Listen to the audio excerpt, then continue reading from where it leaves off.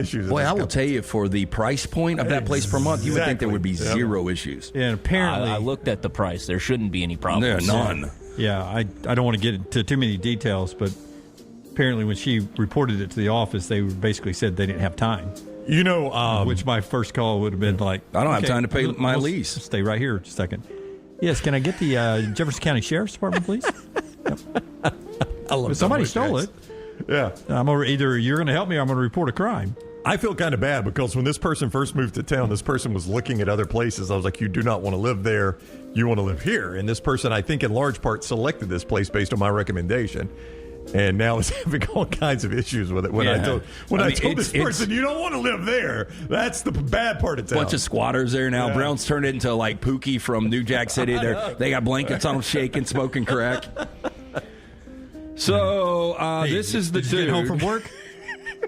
This is the dude that was arrested. I don't even know do we have his name in here? Chris familiar. Otto. Oh yeah, Matthew Otto. Chris says it's Timothy Chalamet. No, not even close. That kid doesn't look as good. Timothy Chalamet from Florida. Yeah, that's. Florida I tell man. you who it is. It is the dude from Jason Segel meets Chalamet. It's the Segel nose and eyes. With the Chalamet hair. This is going to be super local. Little Murray Bartow if you just go eyes and nose. Wow. I see some Murray Bartow in there. I'm going to say this kid bet on Louisville and comes to us at the rabbit hole.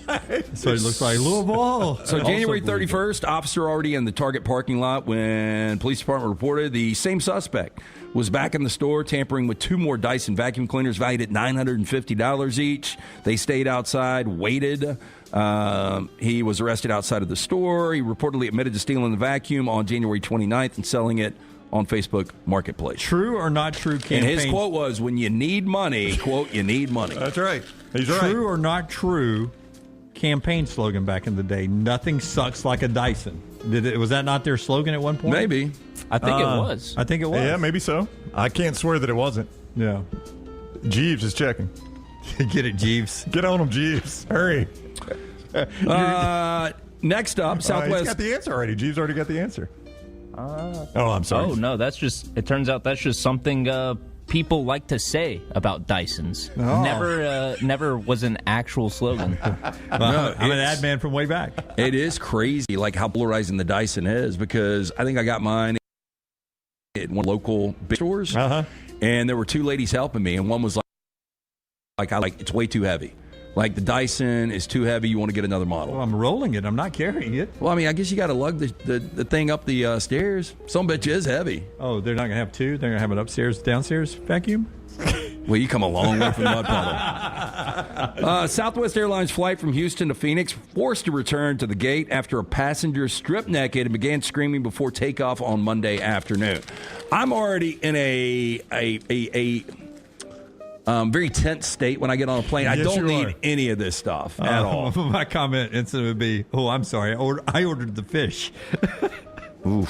Video taken by a passenger shown by NBC affiliate KPNX in Phoenix shows the woman completely undressed, walking up and down the aisle while yelling. Oh, a woman? Was it a woman? I thought it was a guy. Man. I was making a meat joke. Well, she's got some dude arms without definition. Now, a lot of blur there, so I don't know. The flight was from Hobby Airport in Houston, delayed for over an hour. Houston Police Department said in a statement on NBC News that it received a call 3:30 p.m. on Monday. The quota passenger season. At the next round, we strive to make our loyal listeners feel like they're a part of the action all season long. My name is Emily Grace McWhorter, and I do that by bringing you along for any given Saturday in Auburn or Tuscaloosa. From pregame warm-ups, touchdowns that make you feel a part of the play, and everything in between, our goal is to make you feel like you're inside Bryant-Denny or Jordan Hare. Follow along on our social media at Next Round Live on Instagram, X, and Facebook. Also, check out thebarnauburn.com and covercrimson.com while you're at it. Here's to Fall Saturdays. Think about the best summer nights of your life. How many of those were in a great t-shirt? Visit nextround.store to get the perfect t-shirt for the next perfect Southern night. Nextround.store. The memories are waiting. Everything Next Round is on demand now in the podcast section at nextroundlive.com. Follow the Next Round on Twitter, Instagram, and Facebook at Next Round Live.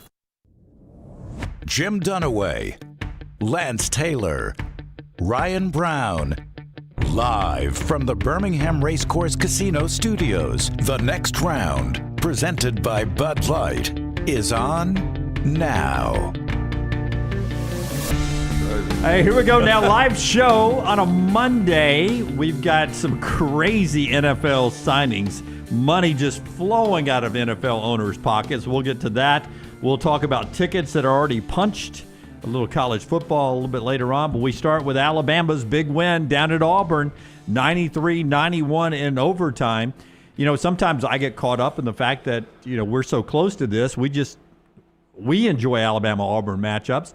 But a lot of people around the country, you kept seeing tweets and everything coast to coast. People really enjoyed that basketball game on the way it was played and how energetic the arena was at Auburn. Apparently, it was great television. Even at the famed North Carolina-Duke game, while the players are warming up and the fans are sitting there waiting for the game, they're showing the ending. Oh, we've arrived. On the scoreboard at Tobacco Road. We've arrived. In the Dean Dome, they've got the ending of Auburn, Alabama playing on the big screen for Duke and North Carolina. We've Blasphemous. Now they do this to show that there is a chance. Well, no, we'd flip it. If this was in Cameron Indoor, you would want to show it if Auburn was going to lose because Duke still has a chance at the number 1 overall seed. I know a lot of people don't believe that. No, they got a chance. No, they got a chance. But, I mean, if Duke was to win the ACC tournament, I know you say the committee doesn't pay attention to it. I don't think they do. I think they've got the 1 seed set before tournaments are final. I disagree. If Duke wins the ACC and Auburn loses, doesn't win the SEC, I think Duke is your number 1 overall. I don't think the committee pays attention to the tournaments. When it comes to 1 seed, now, if it's a bubble team, maybe. But 1 seeds, I think those babies are set Friday. I disagree. It can't be like that. I think it is. So you it certainly can be. How could you figure out between Tennessee, Alabama, and Florida on that final one? I think based on the regular season. Now, there's no way. Before we get to all the bubble talk, every year. We can talk days in the bubble. But there's no way, right? There's stuff left to get to. But let's get to the game first. Alabama and Auburn, what we saw on Saturday, but. This does have a correlation with that. Yeah, the bubble will be debated, and also the 1 seed will be debated. But for Alabama, they get the win, 93-91. Before you hear the postgame, the coaches afterwards had interesting takes in this game. But just the game itself, you watched it, 93-91, the back-and-forth contest, Alabama getting the win. Going into the game, I didn't think Alabama really had a shot to pull out for a victory. I kept getting texts Friday night, Saturday morning. I absolutely, from just various people, even Auburn fans, love Alabama today plus points. Really? I was on Auburn, all over Auburn minus the 8.5. Talked to some people that got it at 9. It went down to 7.5. But yeah, a lot of people were all about Alabama plus points. Wow. And look, they were dead on because, you know, Auburn would get up 5 here and there, but they never were covering the game. And Alabama kind of controlled that number the entire time. I was surprised as well. I thought Auburn would win the game, not going away. I thought it'd be a really good game. Auburn would end up stretching it out to 10 to 12 points. Didn't play out like that, but I watched it at walk-ons, got there early to make sure we had a seat, watched the entire game, and boy, that was an atmosphere in itself. I was going to ask you, was it 50-50, pretty good split there? Probably more Alabama, probably 70-30, kind of, as I tell Dunaway, the population breakdown in our state. But that's about what it was. Yeah. And the reaction at the end was like NCAA tournament-like, or was it a little more muted? It was I bet it was louder in walk-ons than it was at Neville. Is that fair? It seemed like watching it, there was complete silence after it. Well, you were in Neville. I mean, what was the instant reaction? It did go quiet, but then you had some boos with the celebration and some towel throwing at the Alabama players. It wasn't trash, by the way. They were the celebration of the SEC championship towels. I'd rather throw trash on television. It looked like they were bottles. Doing, yeah. I thought bottles initially. I don't know if any bottles were going, but I did see the white towels. I would give up trash before I would give up my regular season SEC championship. I had to towel. line up early to get that thing. Yeah. It was an unbelievable atmosphere. It did go quiet. Just getting it to overtime was amazing. Let's hear from the coaches. Let's go Bruce Pearl first. Bruce had some interesting things to say afterwards. Cut number 8, though, because there was a plan for an SEC official to hand Auburn the SEC regular season championship trophy. They get the trophy. There was a plan to cut down the nets afterwards. They ended up not doing that. There was no trophy presentation or anything. Bruce talked about that after the loss in overtime. We didn't cut nets down tonight, and we didn't have a celebration because, you know what? We lost the contest. We won the championship last Saturday. We celebrated some last Saturday in Kentucky, as a team, as a family. We're in postseason now. We're shifting gears to postseason. And postseason is all about step up. It's just all about step up. And you get seeded a little bit better, so you have a better chance to advance through the tournament, which you earned and we worked for. But it's time. It's what more. Johni Broome showed you step up tonight. All right. Grant Nelson showed you step up tonight. They get a couple more guys to step up like Grant did or Cliff did today. We get a couple more guys to step up. Obviously, our front line has to defend better. Our front line has to rebound better. And Cheney and Johni and Dylan have got to be able to defend better against the teams that we've gotten beaten by. So what happened was Alabama out-rebounded Auburn, but they didn't really shoot a lot of three-pointers. They didn't make a lot of three-pointers for sure. Mark Sears had 5 in regulation, 9 after the game winner.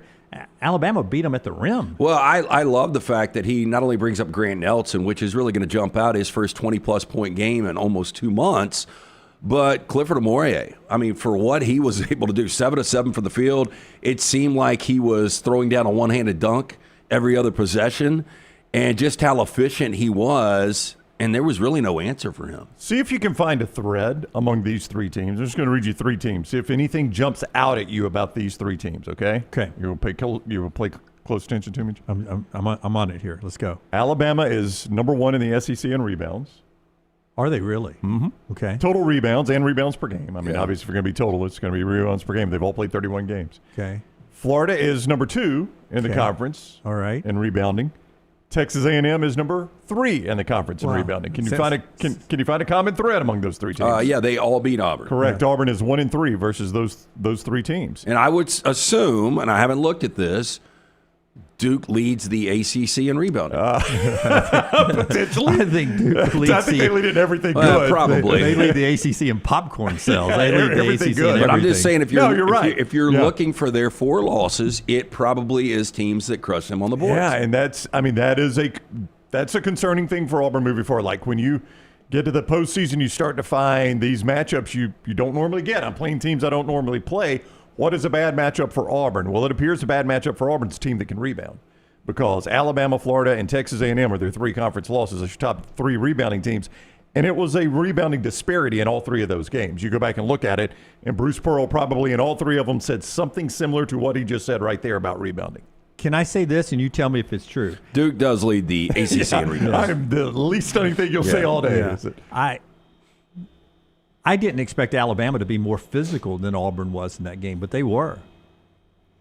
I mean, look, you knew going into the game Alabama was still potentially playing for a 1, which, it's still hovering out there. But it seemed like they had a chip on their shoulder the entire game. Yeah. The atmosphere was intense. I mean, Aiden Holloway makes his return, and the moment he runs out for warm-ups, the student section, of course, camps out. They're in there. The moment the doors open, they're packed. And so Alabama's not even in the arena yet. The Auburn students beat Alabama into the arena. He goes running out. Huge boo. Boo. And then every time he makes a shot in warm-up, boo. Every time he misses, cheers. During entire warm-ups. All for Aiden Holloway. That's all they focus on. They're just watching Holloway with the ball every time. And then he's booed throughout the game. Every time he checks in, every time he touches the ball, he's booed throughout. And you just kept seeing during timeouts and huddles, Labaron Philon, who's on the show with us today at 9:45, and others, Jaron Stevenson, they always had their arms around Aiden Holloway because he was catching crap the entire day for being back in there. Until Grant Nelson hit the Crimson Crane after the dunk. And then at that point, Holloway got booed, but the loudest boos every time he touched the basketball the rest of the day was Grant Nelson. Well, and it seems like it lit a fire. I mean, that's the Grant Nelson. You go back to the win over North Carolina in the NCAA tournament last year. If that Grant Nelson could show up, well, you pair that with what Clifford was able to do on Saturday. Yeah, I mean, that front line. You start getting that Grant Nelson with regularity in the postseason. Yeah, you say start getting that because where has he been? Yeah, he's disappeared. Yeah, but offensively. You start getting that Grant Nelson because I know you've talked about it a lot. You really like that 3-guard lineup Alabama goes with. Grant Nelson being as active as he is only magnifies how good that 3-guard lineup is, because now you got some really difficult decisions to make with Alabama defensively. If Grant Nelson's playing the way he's playing. Yeah, and I think he would rather put it on the deck and take it to the rim. I think he had. And I think Nate Oates loves that. Yeah, because that opens up the kick-out 3, right? Yep. I mean, either Nelson's getting fouled, Nelson's getting a bucket, or you got to kick out 3. But he's been reluctant to do that lately and take it to the rim. He's been passing. He's been reluctant to take a 3-point shot. I can't think of the last time he really comfortably went into double digits. He's had a lot of single-point games, it seems like. I think the last time he had a game like this was the early Kentucky win. Yeah. I think, but it's been 2 months since he had 20-plus. But this was the Alabama you got against North Carolina last year. Nelson had that huge game, and they were physical. Hey, if you will, Tyler, give me cut number 1. This is Nate Oates afterwards. Nate had said, it was a weird comment before the game, that really nothing's on the line in this game. He was almost unplugging the pressure point for his team going down there. And then afterwards, he talked about what this game meant for Alabama in the win. Yeah, I thought it was big. I mean, I met with them guys earlier in the week after we lost to Florida. I asked them how their bodies were, kind of explained we've got the bye to Friday wrapped up. The only thing still in the books is a 3 or 4. You guys want to play everybody against Auburn? It was resounding, yeah. We don't like those guys. We owe them one. We're playing. We're getting a win. So, which is what I wanted to hear. But I wanted them to make that decision. They did. They brought it. I think it was huge. It's definitely not a game Auburn was okay with losing. They put everybody out there and played them as many minutes as they could to get the win. So, for our seniors to come in here on the last game of the regular season and win at Auburn, I think gives them some confidence. It means a lot for those guys. It kind of makes up for a few of these losses we've had in this tough 7-game stretch, and now we just got to get everybody rested, healthy, bodies fresh, ready to go in Nashville. Senior day for Auburn. Alabama lost theirs to Florida, and in the postgame and their reaction, like you were saying, like Alabama had a chip on their shoulder. It was almost like the Alabama seniors wanted to use this as their senior day. This be their moment. Breaking news real quick. Auburn is not going to be able to beat like teams if their second leading scorer continues to do what he does. Chad Baker? Yeah. Oh, let's get into that. Let's do a couple of sponsors and we'll get into that. Because that's a big talking point, man. Here's a couple of our sponsors. One of them, our friends at Bojangles. They're with us now. Brandy, tell us about Bojangles. Yeah, welcome to the family Bojangles. We're very, very happy to have them there. The bite-sized hand-breaded chicken, fried to crispy perfection, making it perfect for sharing, snacking, or when you're on the go. Just don't call it a nugget. It is a Bojangles Bo Bites, the easiest choice you'll make all day. So head to your nearest Bojangles today. Discover the dippable, shareable, and craveable Bo Bites. The only hard part is choosing from the 6 dipping sauces, a sauce for every craving. Creamy house-made ranch, sweet and spicy peach honey pepper sauce. It all depends on what kind of mood you're in, but you're always in the mood for Bojangles because it's bow time. And our friends at Daniel A. Moore, New Life Art, Daniel Moore. New painting from Saturday? The Sears shop. I mean, the degree of difficulties, and you're talking about a walk-off buzzer beater. I don't know if it matches Petway's from 2002 because that won a regular season. Yeah, but to do it at Auburn might exceed it. Yeah. I know the game-winning shot basketball was in the locker room, according to social media. I saw the Alabama players at least had the game-winning basketball as a souvenir. They're going to take Auburn's basketball with them? More on that later, Brown. DanielMooreArt.com, DanielMooreArt.com, promo code TNR. You get the legend Nick Saban there, 6 national championships in Tuscaloosa. And, of course, you celebrate the Eagles' big win in the Super Bowl with Jalen Hurts, Devontae Smith, Landon Dickerson, the works that Daniel A. Moore did of them in Crimson and White. Get that at DanielMooreArt.com. All right. Chad Baker-Mazara, you had thoughts? Well, okay, so watching initially when he pulled the Vlade Divac, you tell me some of the best flops. Looked like a soccer player. when he acts like he was completely shot. And they go back, waste our time doing the review, and there was nothing malicious at all. And then, a minute and a half later, puts an elbow square in the back of the head. Yep. Flagrant two. It's hard to get a flagrant two. Yeah, it is. In this day and age of basketball, but it's hard. very easy ejection right there, right? 100%. Yeah, No, I don't think anybody, even the most ardent Auburn fan, watched that replay and was like, yeah, I don't see anything there. I mean, whether it's a 1 or a 2, I guess. I mean, I didn't think it was that big of a coin flip on a 1 or a 2. That's an easy 2 to me. But you're arguing between a 1 and a 2. It's clearly a flagrant foul. Nobody, even as biased as you are, can argue that it's not a flagrant foul. Yeah, and I think you go back to the opening round loss against Yale. I think there was such a shock factor that it wasn't as big of a talking point as it should have been. But I'm sure the Pearls had a nice sit down with Chad Baker. He realizes how important he is to this team. You got to be able to keep that in check. Absolutely have to be. You do, and I will say this as a guy who I know gets, I'm Alabama. Auburn fans are going to hate me saying this, but he does this almost every game where Chad Baker-Mazara is trying to bait the person who's on him into doing something stupid to him, to where he would draw a foul or a flagrant foul. But it blows up on him. Yeah, but if he would just play the game, he is such a good defender, such a good scorer, such an important part of the team. If he would stop all the BS stuff that he tries to do as well and just play the game, I think the team would benefit more from him just being out there for 40 minutes, being Chad Baker-Mazara, instead of trying to bait the other team into doing something stupid. Yeah, it's almost like, okay, they're going to be playing a 16. Whoever that 16 is, I got that one dude on the bench that plays like 3 or 4 minutes, and he can really mix it up. I'm bringing that guy in and getting in the ear of Chad Baker. Well, if I'm just try to as much chaos as possible, because we know we can't play this team within 30 or 40 points. So you're saying if you're a 16 in the tournament, I send my goon in, my hockey goon in, and see if I can get the guy ejected early. And if it doesn't work for the 16, if I'm the 8 or 9, I do the same thing. Give me cut 7. Go ahead, Brown. Well, I was just going to say, did you guys think, though, it's a terrible ejection on his part. It's a selfish move on his part, and it's becoming all too common on his part. Did you think it impacted the play of the game, though? Like, I kind of thought Auburn didn't really seem like they played worse without him on the court.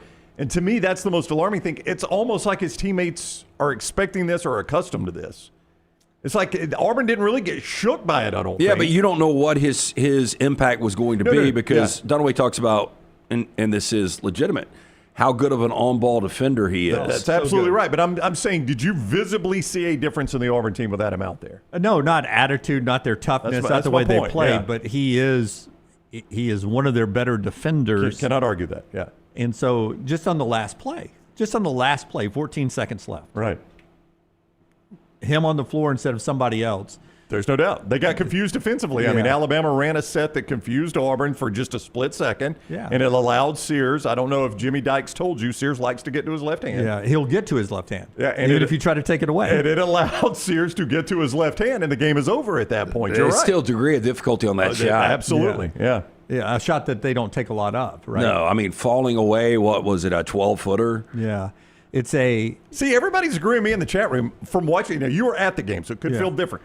Watching on TV, everybody's like, I feel like Auburn, and these are Alabama and Auburn fans in the chat room, like, I kind of thought Auburn played better without him out there.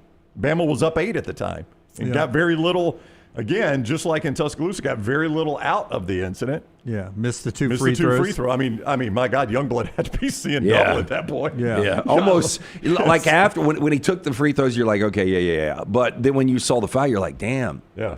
For him to be able to go up there and to see straight for a second. Already with a bandage on his eye from swipe at the ball that continued into the face of those are probably, if you're going Auburn elbows, just the way Chad Baker is built, I mean, those things are like razors. Yeah, it's like when your kid accidentally hits you in the side with their elbow, and it's like a big old pointy elbow. One of those you have to check to see if you got blood. You have to look at your hand in the back. But I want you to listen to Bruce afterwards. Right. I was surprised a little bit by his comments, because he talked about retaliation, which happened at Yale in the Yale game last year, and BP goes almost not defending Chad Baker-Mazara, but almost explaining Chad Baker-Mazara. Here's Bruce.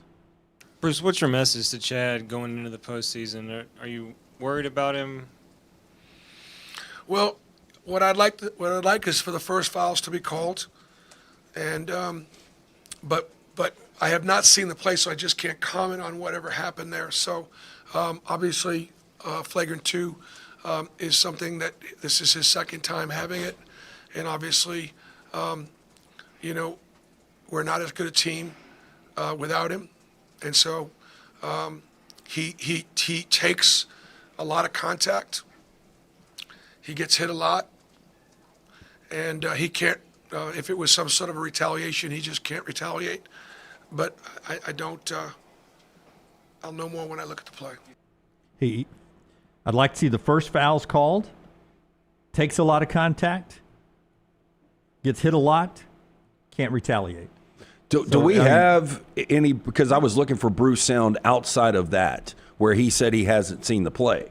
Do we have Bruce comments after he has seen the play? I don't think so. I haven't come across. You will probably get that at some point this week when he meets the media prior to the SEC champion or SEC tournament, whenever that is. I was surprised a little bit by those comments because he makes it sound like that there was almost a path from Chris Youngblood to have baited him into the hit. But even if there was, there's a reason teams are doing that to Chad Baker-Mazara. They know it works. And listen, he's a marked man now. And I'm not saying he didn't deserve to be ejected. He deserved to be ejected. But don't think that every officiating crew moving forward doesn't know this guy's reputation. And it ain't going to take much for him to pick up another flagrant 1 or flagrant 2 or technical because he's a marked man. I mean, any officiating crew is going to go in knowing that. Now, maybe not as much in the regular season because these guys are in Wichita one night, in Austin the next night, and Tuscaloosa the next night. It's the most ridiculous thing I've ever seen, what college officials are allowed to do in their travel schedule. But now they go to Nashville and they stay for a few days and they watch some film. Or now they go to an NCAA tournament site and they stay for a few days and they're able to watch a little film. And they'll talk to each other and they'll do their scouting reports. This is an issue for Auburn moving forward. And I think every team, like Lance was saying, if I'm a 16, if I'm an 8, if I'm a 9, if I'm a 4, I'm going to have somebody trying to get under the guy's skin and see what I can get him to do. Because it's obvious you can get him to do something now. I mean, it's been time and time again with this guy. Yeah, Youngblood and him went at it all day long. Yep. All day long. They found themselves a lot, including when Chad Baker, I think that was the one you were talking about where you thought he flopped to the ground. And then as he's running, looked like a complete poon, running back down the court, Chris Youngblood runs over, steps over him, yep. And Chad raises his arm up to catch his foot, or to protect his face. Either way you want to look at that, and so that even brought, you had to go review that. Did he step on him intentionally? Did they do that? So there was a little history there. 2 more things from this game.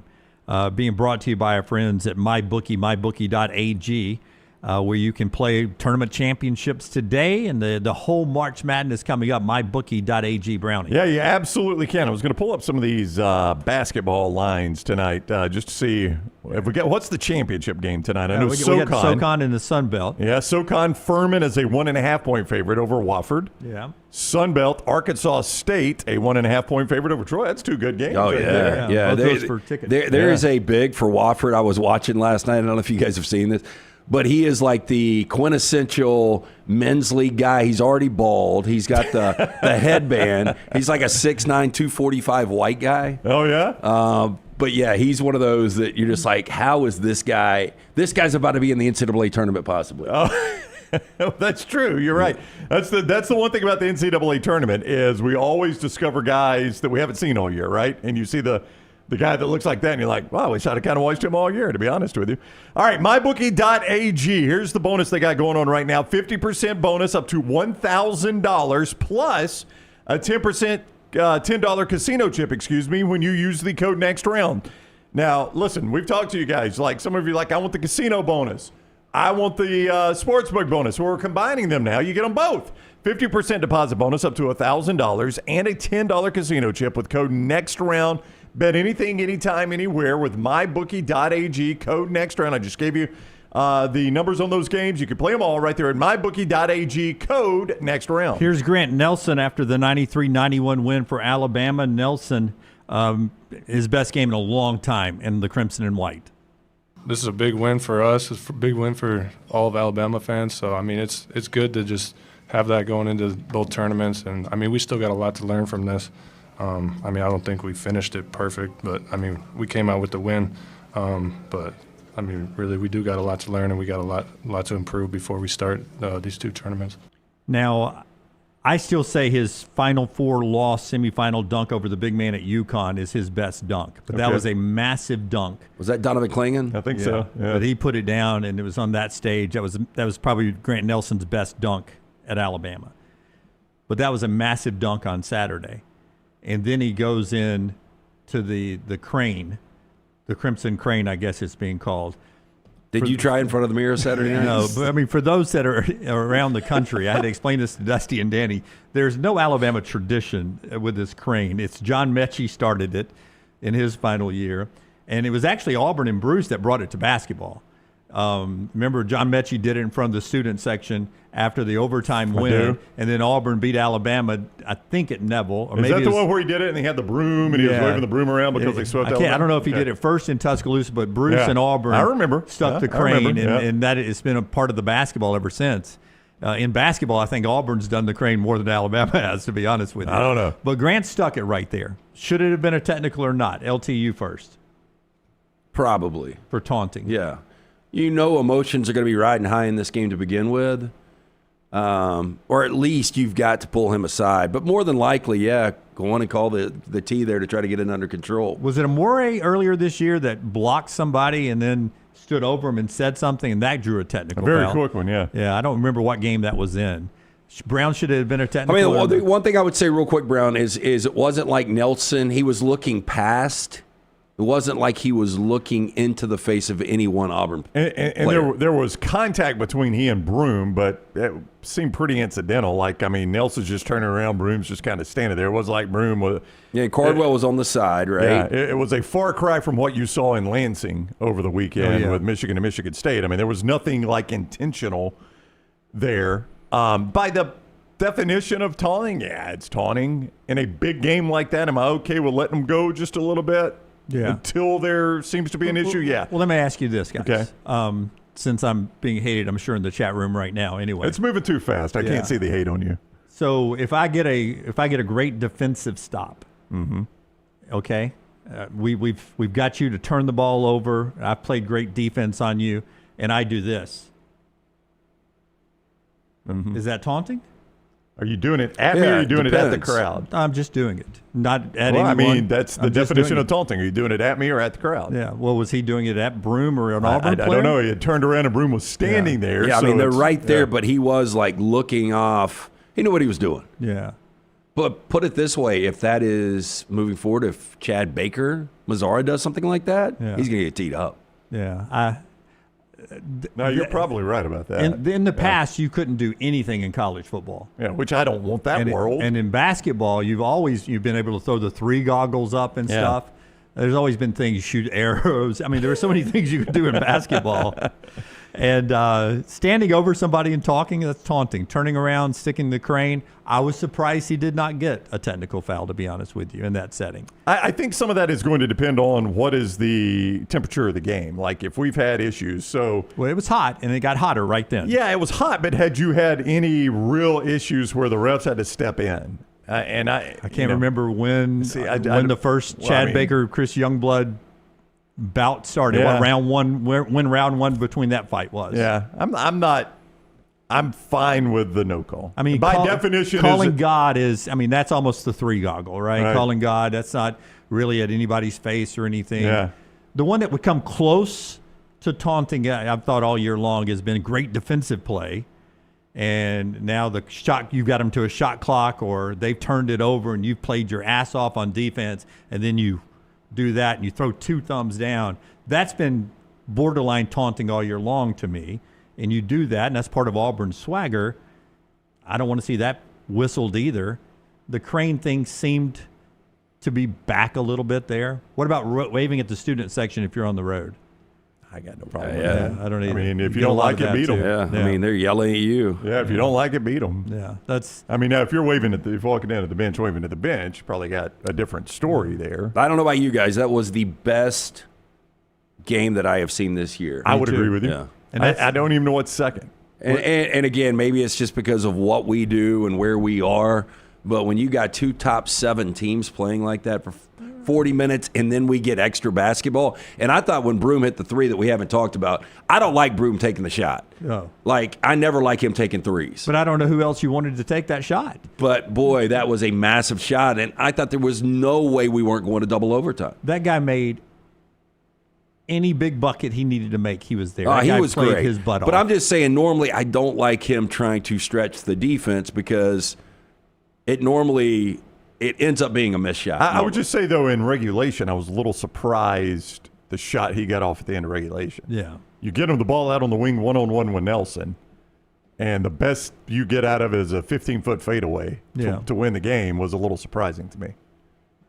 I mean, I thought maybe I thought he would, I didn't know if he could back Nelson down from the three-point line. That's a long way to back a guy down. I thought maybe you would drive at him, though, and see if you could get a foul or get a little better shot than a 15-foot fadeaway. And that's my final thought on this game was Bruce Pearl not happy that, I don't know the numbers, but how many 2-point shots or buckets that Broome got in the paint, and I don't have it in front of me. I think he said 14 or 15 in the postgame was the number he used. But Bruce said no fouls on anybody guarding Broome down in the paint. That you had the National Player of the Year candidate getting that many 2-point buckets and shots down low, and the Alabama defender on him never got whistled for a foul, and that bothered BP a little bit. I know that for sure.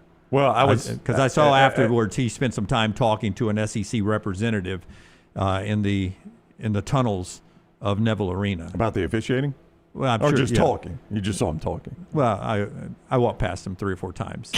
Did you keep like, I left something else? I left something else. So I some of the conversation was about the lack of fouls being called on Johni Broome. When you're a guard, you almost breathe on your heart. Sometimes they call a foul. Yeah, but down low, man, the big guy takes so much pounding, and Johni had those chances and did not draw a foul all day long, according to BP. Yeah, a lot of it is finesse with Johni, and a lot of it is fade away. Somebody was asking me over the weekend, why will Johni not be a star in the NBA? I was like, it always has been weird to me, whether it's football or basketball in the SEC, when you're one of the best, and then it never equates at the next level. But basketball is pretty simple. Yes. It's speed. It's being able to use both hands equally. It's being able to shoot the basketball from everywhere. It's being able to jump out of the gym. I do think he's really quick on that little hook release, that may help him get some playing time in the NBA. It'll be hell in Israel. Yeah. You think so? That's where it'll end up? I do not think Johni Broome will ever start a game in the NBA. Show being brought to you by our friends at Hemphill. They bring you lanceslock.com. Best player in college basketball right now, though. Yeah, lanceslock.com. We'll talk about that. There's one organization out there that believes Johni Broome and Cooper Flagg should share the National Player of the Year. We'll get thoughts on that coming up later in the show. Labaron Philon's in our next segment. Hemphill brings you Lance's Lock, lanceslock.com. Jump on right now for the tournament run. Traditionally, it was lights out last year. We're coming off 5-1 yesterday. Free play every single day. We had the Thunder yesterday. Got to watch a little NBA early on where the Thunder just completely goes out and runs it up. Could get to 70 wins, them and the Cavs. Yeah, really, really good teams. Yeah, two teams nobody really talks about either. Yeah. Not your traditional brands. Yeah, not if you watch ESPN. It's Golden State and the Lakers all the time. Well, that's what, boy. Are we going to get more Kendrick and Barkley? Back and forth. I'll take Barkley all day long. I wouldn't his prime. Kendrick Kendrick's almost 6'11". Oof. Yeah. That is a massive dude. Than Charles. Free play up every single day. Again, coming off a 5-1. More winners for you tonight. College hoops and the NBA. Jump on board, win with us. It is always brought to you by our friends at Hemphill Services. Whether you experience plumbing, heating, or cooling issues in your home or business, they are ready to serve you. 205-229-2090. Adam, Chad, Andrew, the guys there. Hard to stop a train. For more information, hemphillservices.com. Follow The Next Round on Twitter, Instagram, and Facebook at Next Round Live. I'm attorney Alexander Shinar, Alabama born, Alabama raised, and ready to fight for your rights. I have one of the largest firms in Alabama, and we are here to help you get the compensation you deserve. Call me, Alabama, 323-1000. No representation is made that the quality of legal services to be performed is greater than those of other lawyers. Hey, Hey, there's nothing worse than waking up to a plumbing problem. Don't get caught in a flooded house. Call the guys at Hemp Hill Services. Adam, Chad, and the team at Hemp Hill are the only ones I trust to fix it and fix it right the first time. Hemp Hill Services does it right and always at a fair price. For all of your plumbing, cooling, and heating needs, trust the name that Birmingham has trusted since 1954.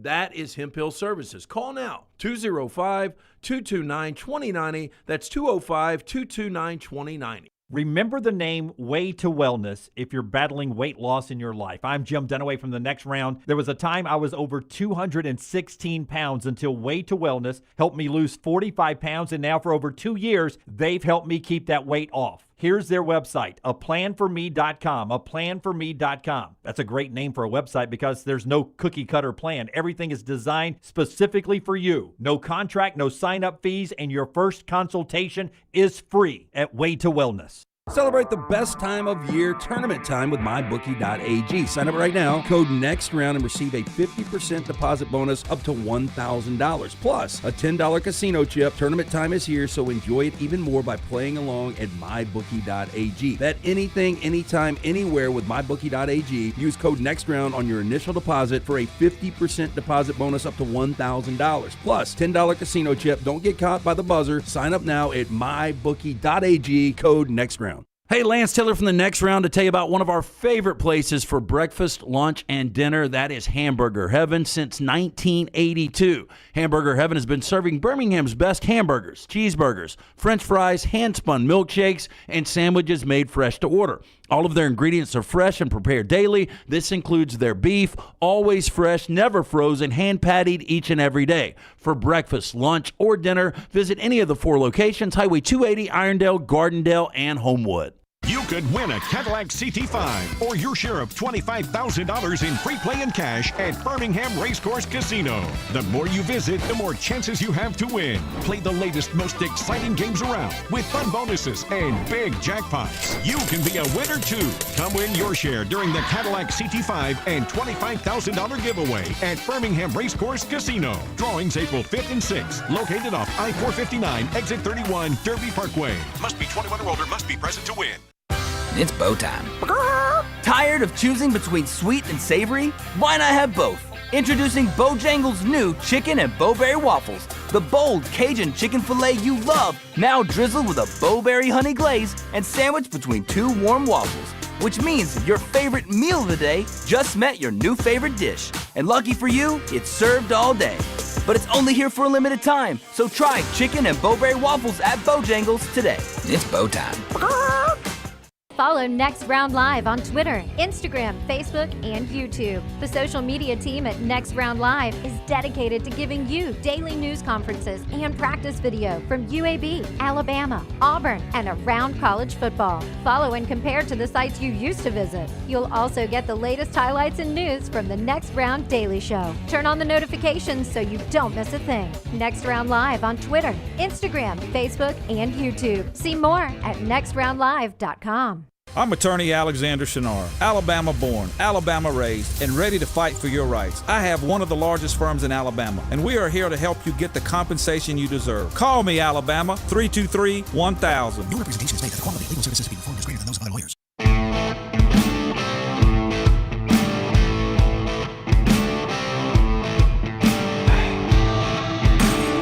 Labaron Philon, or as Ron Slay says, Philon, will join us momentarily from Tuscaloosa after the big win down at Neville Arena for Alabama, 93-91. Let's do the Shannara Spotlight here, Tyler, if we can, and do a little college football news this morning while we wait on Labaron Philon to join us. Hit it, man. The College Football Spotlight. Alexander Shinar Trial Attorneys bring it to you every day. The Shinar Spotlight, they're a national firm with southern roots right here in Birmingham, 24 years. They've grown from 150 lawyers to over 150 lawyers, supported by more than 500 dedicated team members. They've recovered more than $2 billion by maintaining Alexander's core values of integrity, mastery, possession, passion, and success. If you find yourself in need of trial lawyer, call Alexander Shinar Trial Attorneys. You pay nothing unless they win your case. The college football news today is Eddie George leaving Tennessee State as the head coach. He was there 4 years. His best year was the last year. 9 wins. Got Tennessee State to the FCS playoffs. They lost in the first round. He takes over head coach at Bowling Green, back in the state. He played at Ohio State, so his name recognition will help Bowling Green out a lot. He was the 1995 Heisman Trophy winner. When he took the Tennessee State job, I didn't know how long and how much he'd be committed to being on the grinds of being a college head coach. 4 years at Tennessee State, giving back, and now he's off to Bowling Green. Your thoughts on Eddie George? Well, this is going to be the new trend. Everybody's going to try to find the next Deion Sanders. Look, uphill battle. I mean, you guys know how difficult it is just covering what these coaches have to do. And Bowling Green is one of these MAC schools. When you look in the past, Dino Babers, Urban Meyer, there's been guys that have had success there. But, Deion Sanders to me is one of those guys that it's like lightning in a bottle. I just don't know if you're going to get, this kind of trajectory from ex-players, ex-great NFL players. I mean, I would be shocked if he parlays this into a bigger job. It's tougher at Bowling Green now than it's ever been than when Urban Meyer did it or whatever. Brown, there seems to be a separation. Deion took a bad Colorado job and turned it into a good job. He's winning there. Bowling Green used to be a good Group of 5 job, but it's hard to be good now in the Group of 5 because people take your players. But I would say this is I want to look at it from a different angle. I think this is really good for the historically black colleges and universities. For years they had coaches that couldn't climb the ladder, and now I respect the NFL players that are going back and look, they're trying to earn money too, and they're trying to climb the ladder themselves, but they're also giving back on that level. 100%. They are, but what any guys outside of an Eddie George or a Deion Sanders get that opportunity? I don't know. We'll see. If Eddie George is successful, they will. I mean, no, but I'm just talking about if they had like a regular name. Oh, I don't know. Yeah. But see, my point though, Lance, is maybe you'll see more guys do this. Maybe more NFL guys are like, hey, that is a pathway. That's only going to make that level better. It's been a level that has struggled to be consistently good in football. And if Deion and Eddie George and people like that can see a ladder they can climb, maybe they're taking more of those jobs. I think you will see a lot of guys try this. And that's my point. And I think it brings more money and attention to that level. Absolutely. So I think this is a good thing for football at that level. All right. That's our football spotlight today, brought to you by our friends at Shannara. Alexander Shannara Trial Attorneys. You've been knowing them for a very, very long time, obviously, thanks to our friend Alexander Shannara's success. But what you might not know is they now handle not only personal injury claims, but claims for fire and storm damage, bad drug and device claims, disability, workers' compensation, and a host of other claims. If you find yourself in need of a lawyer, call the Alexander Shannara Trial Attorneys. You pay nothing unless they win your case. Somebody sent me a text, and they were like, this guy needs to go see Dr. B. I get that all of the time. It doesn't matter if you're in your 20s. If I say 20s, do you guys know who they were probably talking about? Yeah, I do, 30s, 40s, 50s. It can happen at any time. Be preemptive. If you want to maintain, you want to grow back. Dr. Beckenstein, best in the business for more than 20 years. Women and men have turned to Dr. B for a range of cosmetic and reconstructive procedures. T3 has that new test. So easy, painless, affordable. Takes 4 seconds to perform. It's going to show which medicines and compounds will specifically work for your hair loss. There are over 10 categories of agents they use, knowing they will work for you. They will custom compound these agents for you in pill or topical form. You pick and choose which agents you want. Men and women ordering Hims other products online don't even know if they work. Stop wasting your money and critical time while you're losing hair on treatments that aren't working for you. Come see Dr. B. Find out what will work for you. I do that non-invasive treatment 3 times a week, 30 minutes each time on the couch. My hair has more than doubled in thickness. 205-319-0316. Tell them the next round sent you. For more information, T3hair.net. More on the SEC in a second. Labaron Philon joins us momentarily from Tuscaloosa. Nationally, St. John's beat Marquette in a great game, 86-84 over the weekend. St. John appears to be a tough out in the NCAA tournament. Agree or disagree? Brown brought this up real quick because I got a text from somebody I haven't heard from in forever, and he's like, I'll tell you who people don't want to play in this tournament. I told you this would happen. Rick Pitino's St. John's. And maybe you are right. I just thought for people that have watched them play. Now, R.J. Louis is a different kind of player, but outside of that, it is great defense. They do have an alpha, and they've got the name Pitino. I just want you to start texting those people back. And this was my only point when I brought this up the other day. Start texting those people back. Say, really, what players on that team do you like? Yeah. And just see how many of them are like, well, I really don't know, but I like Rick Pitino, because that's what it's all about. If you only watched them play one game, St. John's Marquette this weekend, that's the best they've shot the ball. Yeah. Well, so let me ask you guys, are they going to be on the 2 line? they've got a chance. Yeah, I know Michigan State. They seem like they locked up the two-line yesterday. I would agree. Regular season champions beating Michigan in a game that had some altercations there. I wasn't familiar. Dusty May acts like he's not familiar. Dusty's like, I didn't know they did this. Yeah, but in East Lansing, apparently it's your senior day. You go out and kiss the logo in the middle of the court. Am I right about the tradition? Yep. When you're buzzed out as a senior, you stop, you kiss the logo, and you go to the bench. They've been doing it, I don't know, quite a while, it seems. I didn't know they did it. Yeah. Dusty May didn't either. Yep. Yeah, that's what Dusty May says. He played at Indiana. I've watched a lot of Michigan State basketball. I didn't know they did it. I've never heard of it either. I was moderately familiar. Like, when I saw it happening, I was like, oh, yeah, I remember they do that. It's not something like, if you're Brown, give me some great traditions in basketball. Oh, kissing the logo at East Lansing. I mean, that was not going to be on the top of my list. Yeah, but two Michigan players standing on the logo there while one player was coming to kiss it goodbye, and that led to a heated altercation there between Michigan State and Michigan, much like Alabama and Auburn, like they needed anything in basketball to turn up the heat on that one. Yeah, so to answer Lance's question real quickly, just in Joe Lunardi's opinion, your twos are Alabama, Texas Tech, Tennessee, and Michigan State right now. So that would drop St. John's down to a 3 at this point. Yeah. Boy, that is a tricky 3. That is a tricky 3. I mean, it really is. You're already made it in. Tricky 3. You've already been sucked in. I was going to see whose bracket. I mean, not that it mattered. Lunardi has them in Houston's bracket. Yeah. LJ Cryer had 23 for Houston. They virtually locked up a number 1 seed with a win over Baylor over the weekend. They are 19-1 in the Big 12. Little reaction. It is weird. I was talking to somebody, and I brought this up on the show the other day, and I was having lunch after church yesterday. And we were talking about that game, and I was like, it is crazy how quickly Houston took over that conference with Kansas in that conference. Yep. Kansas is a little bit of an afterthought, at least this year. That's not going to last, but Houston took that conference over. And Baylor's in there, and Arizona's in there. And Houston has come in, to Kelvin Sampson's credit, and they are the alpha basketball program in that conference. Yeah, Iowa State's in there. But Houston is the one outside of Iowa State, because you're mentioning teams that have won a national championship. Kansas, multiple national championships. We saw Baylor win one with Scott Drew. Arizona. You saw Arizona win one with Lute Olson. Yeah, but Houston's still waiting. No, they are. But they have, I mean, you would grant me, right? That's the best program in that conference right now. But keep in mind, when you're debating number 1 overall seed or Alabama, should they be on a 1 line and not 1 line?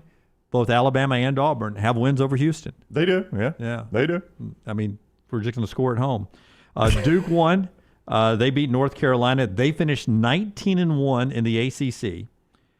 They finished with a record in the ACC, a plus 434 point differential in conference play. That's embarrassing. I'll say it again. Plus 434 in point differential. The most, it's happened even more widespread, the most since 1953-54 Kentucky in the Southeastern Conference, who had a bigger point differential. And it's my fault for, I guess, just not realizing this. I should pay closer attention. I did not realize they were having to play Saturday night for the outright conference championship. Like, I did not realize that even in this bad ACC, Louisville and Clemson still could have tied them. It did not register with me as I'm watching that North Carolina game, and I'm only paying, I've got the game on in the background. I'm not listening closely to Billis and Schulman. And then they started interviewing players after the game, and Cooper Flagg was like, we did not want to share the ACC championship. This was personal to us. Yeah. I was like, my gosh, credit to Clemson and Louisville for staying close enough in this conference to Duke that was a deal. That means they didn't play them twice, is what that means. Exactly, but it's still credit to them for both. I had to look it up today. They're both 18-2. I mean, Duke, if they had lost that game, and it was a tricky game at the half for them. You know who finished second? I've got it, Louisville and Clemson. Yeah, but Louisville won the tiebreak between them and Clemson. So Louisville's that's a heck of a year by Pat Kelsey in his first year. Yeah, it really is. Will not win Coach of the Year, but he'll be in the mix for it. So that's some of the stuff that went on nationally. Labaron Philon hopefully joins us here momentarily before he has to get to some meetings there in Tuscaloosa. We did get a couple more bids that went down yesterday. Good day for D2 coaches.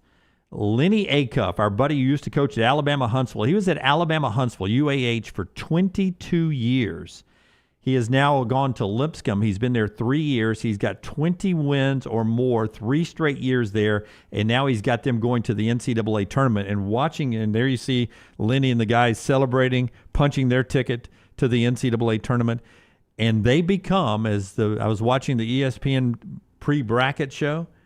One of the teams to watch to pull a first-round upset because they have interior play, but apparently they play the metrics game and shoot the three really well.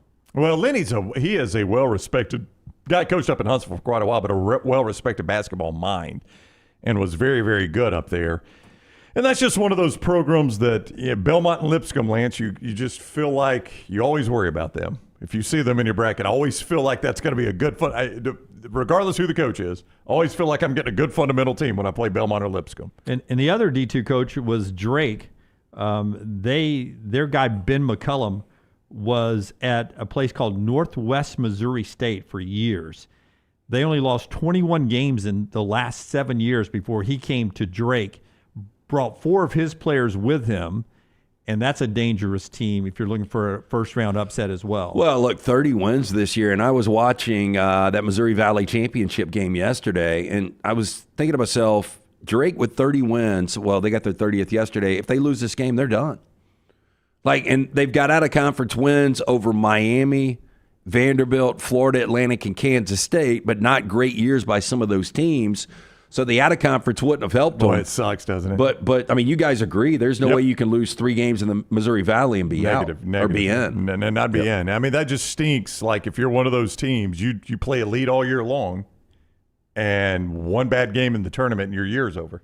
And now, well, NIT doesn't matter either way, but they're at least in the NIT, I guess. But I'm not going to watch And I that. guess good news, bad news for Sanford over the weekend, because getting bounced,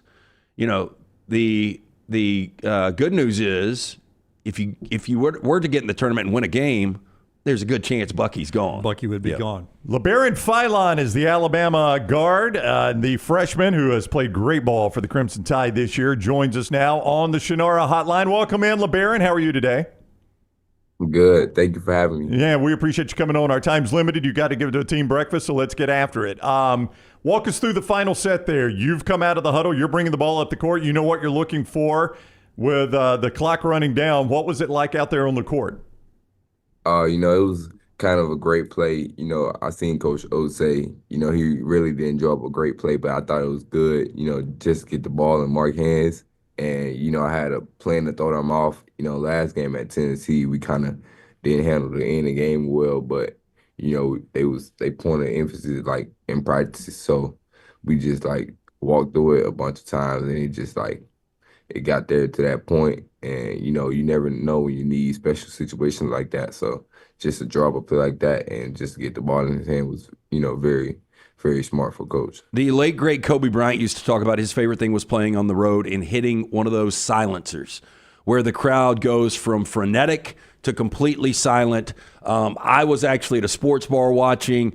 It seemed like that was what you got in Neville when Sears hits the shot, complete silence. From your point of view, what was that like? Just seeing him go through the lane and, time winding down and the ball just go through the net. It just felt like everything just everybody in there was just quiet. And, you look at our team, we were celebrating. So that was just great feeling. But, it was a high intense game. So, their fans was making it real, real intense.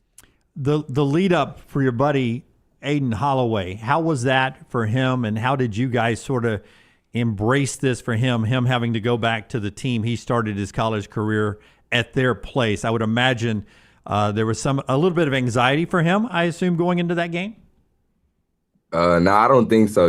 He's built for it, and, all the guys on our team, we just tell him, you just got to play your game. Don't get too anxious, just go out there and do what you do, shoot the basketball. We know what you can do. And it brought us together most likely because, just going in their place, we had to stick together and just play for one another. So that was great, just seeing him handle that.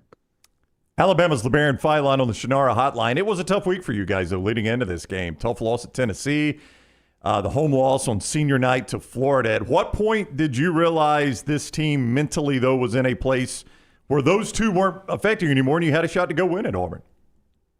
They talked about it during the week, just not looking back, just putting everything in front. And, taking one game at a time. You know, we had a really good 7-game stretch where we played, you know, some of the hardest teams in the conference. And, you know, it's going to help us. And I think it's going to help us well because, you know, we're going to be battle tested. So I think that's a great thing. Since you guys have moved to the 3-guard lineup at times, how have you liked that, and how has that changed your offense? I liked it because, you know, you get to put Mark off the ball a little bit more, and that opened up chance for him to score. I like it because, you know, it's just our offense look just like it's there. But, you know, for our team, I think, you know, it was a big change because you got two guys on the floor that can create, and, you know, you got big guys down low, and you could just throw anybody in there at that 3 spot. So, you know, having a good team and deep team like we got, you know, it don't matter who you throw out there. I think everybody going to get their best. I saw a drawing over the weekend. I would say that you're prophetic in this. You're 9 years old, Spring Hill Suites. You probably know where I'm going here. You've got a drawing of yourself with basketball in hand, playing Auburn down the thing that jumped out, 54-53. I guess you drew this a long time before you knew what kind of basketball you were going to be dealing with in state. But you had this drawing of you hitting this game-winning shot against the Auburn Tigers. I mean, did that conjure up some memories of that drawing this weekend, how that game played out?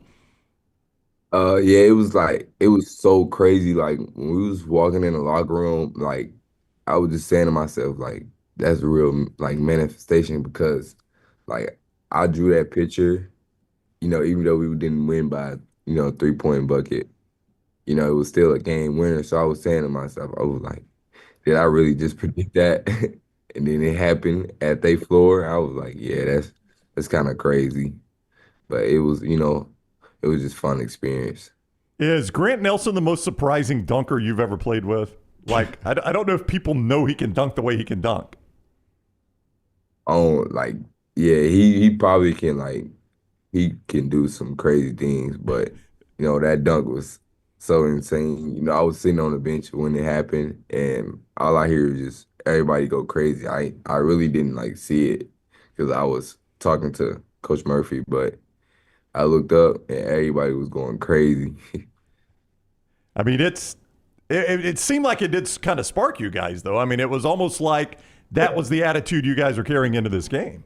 Yeah, when he did that, everybody was like, oh, okay, like, we here.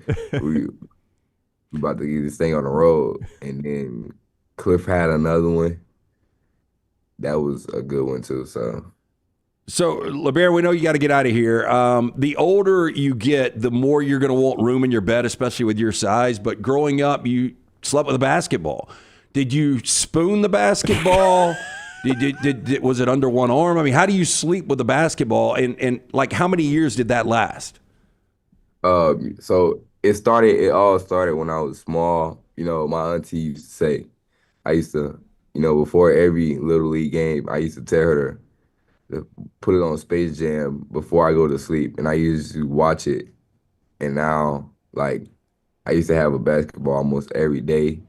But now that I'm older, you know, I still like watching a lot of basketball movies before the game. And it just helped me, like, just process everything and just, like, take everything just smooth as I can and just not be afraid of the moment. So I think that all started when I was small, just sleeping with a ball, playing with a ball all day, and then just watching basketball movies. So it's just been fun for me, and the journey been great. All right, before you get out of here, Labaron Philon's top 3 basketball movies are. Give us your top 3. I got a new one. I would say He Got Game with Ray Allen, Space Jam, and I would say Above the Rim. Old guys like us like Hoosiers, and Gene Hackman just passed. Have you ever watched Hoosiers? Nah, I haven't. But I'll watch it, though. Just because you just mentioned it, I'll watch it. LeBaron, please, go watch that. It's incredible. Ray Allen, quite the recruiting trip, and He Got Game. Yeah. Loving basketball, but, you know, I'm a romantic comedy kind of guy. So, that's a romantic comedy. That's not a basketball movie. All right, go get breakfast, LeBaron. Thank you very much for the time. Good luck in the SEC tournament. Thank you. All right, buddy. Thank Take care. That is Labaron Philon with us on the Shannara hotline. We'll talk about what's on the line at the SEC tournament and all that, and how you want to play that, the history of the SEC champion. We'll get to all that coming up in the show.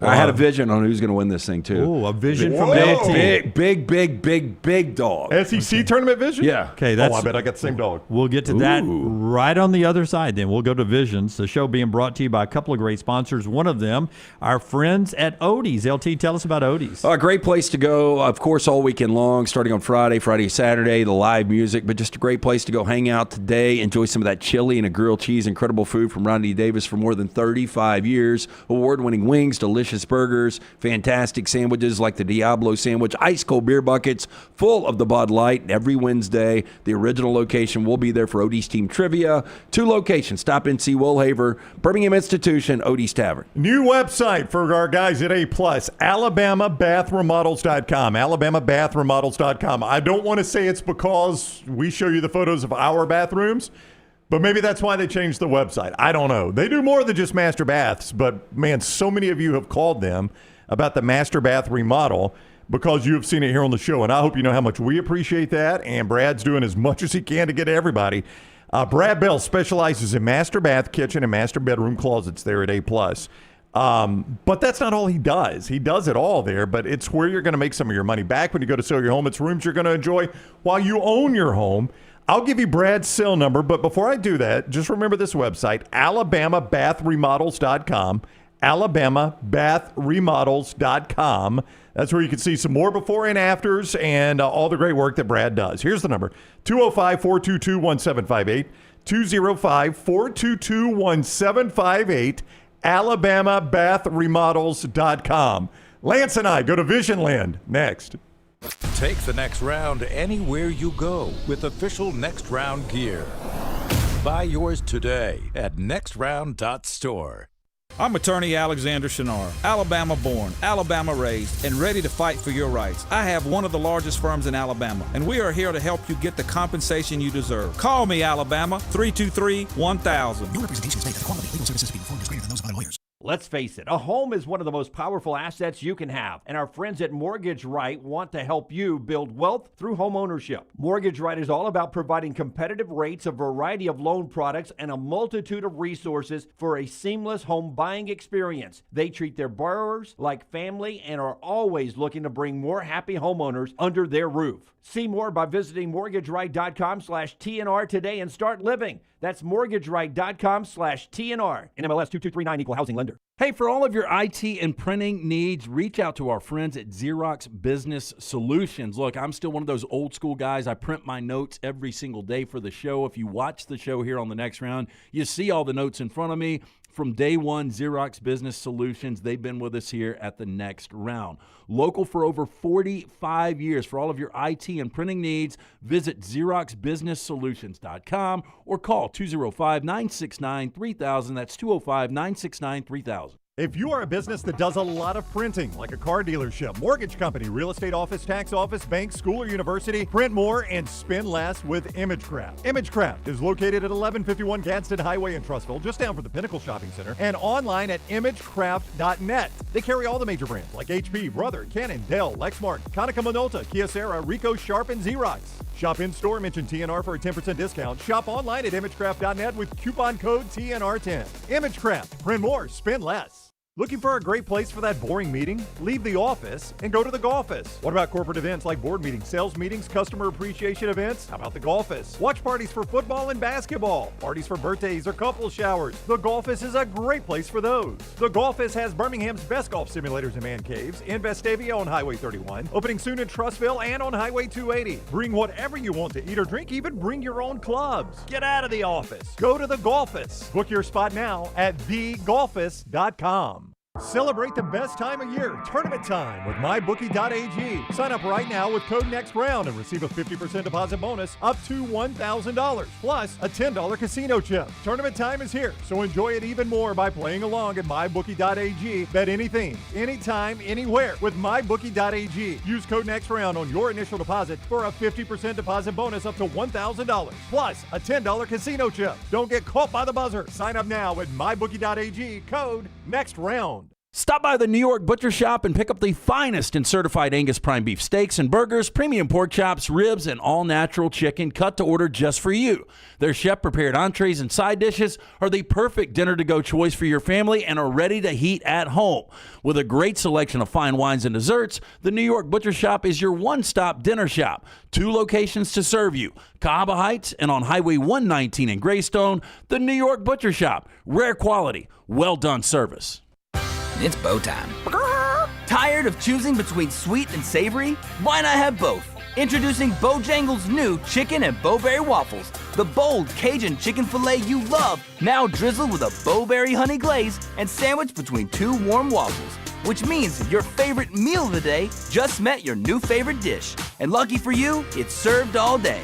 But it's only here for a limited time, so try chicken and bowberry waffles at Bojangles today.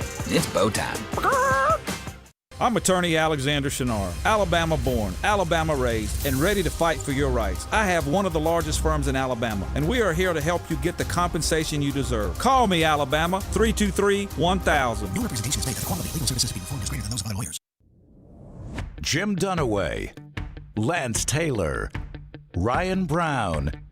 Live from the Birmingham Racecourse Casino Studios, the next round, presented by Bud Light, is on now. Tyler will give us a Michelson viewing menu at the end of this half hour. We'll see what if he made it to 6 movies or not this weekend, maybe even 7. Before I tell you about Way to Wellness and we get back into basketball, one football note. The times are changing, so get used to this. Even at places that you think they have all the money and all the resources, get used to this. How would you like to play on West Shore Home Field? West Shore Home Field. West Shore Home Field. Does that sound like that's a big-time program or not? It does not, and it's a mouthful, too. Yeah. Like, if you're going to do a field sponsorship, I kind of like it to be a one-name. Coca-Cola, Mercedes. Mercedes Field, Coca-Cola Field, Bojangles Field, whatever it's going to be. Yeah. Let's do one name. West Shore Home Field. Does that sound like a big program? No, it does not. West Shore Home Field at Beaver Stadium. Penn State's Board of Trustees voted to approve naming rights for the field. $50 million over the next 15 years. Is that enough money? Is that enough money? $50 million over 15 years. Well, again, that number was 0 this year. So that is... Seems like you're tying yourself into 15 years, $50 million. How much is that a year? When you said $50 million, at first I was like, ooh, okay. $50 million a year, you call it whatever you want. No, God, no. $50 million a year, you could tattoo West Shore Home on my arm. Arm, you didn't go ahead. I did not go ahead. Oh, God. I do have standards, Jim. Back of the neck? I'll go tramp stamp. Can I go tramp stamp? Could you grow a mullet over? I had one when I was a kid. I think I could still grow long enough to get a mullet. I think you probably could. I think Ronnie could give me a mullet. Yeah.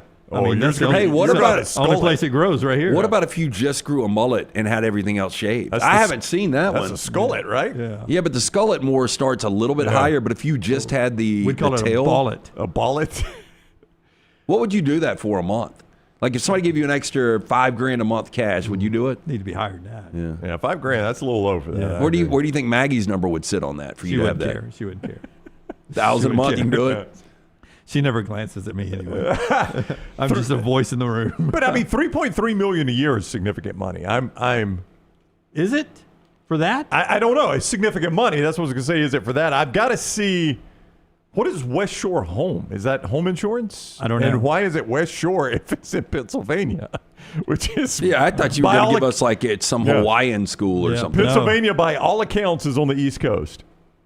West Shore Home Field at Beaver Stadium, $50 million for 15-year naming right. I mean, honest to goodness, if Alabama or Auburn ends up naming it Yellowwood Field or Mercedes Field at Saban Field at Bryant-Denny Stadium, whatever they end up doing, it's got to be worth more than $3 million a year.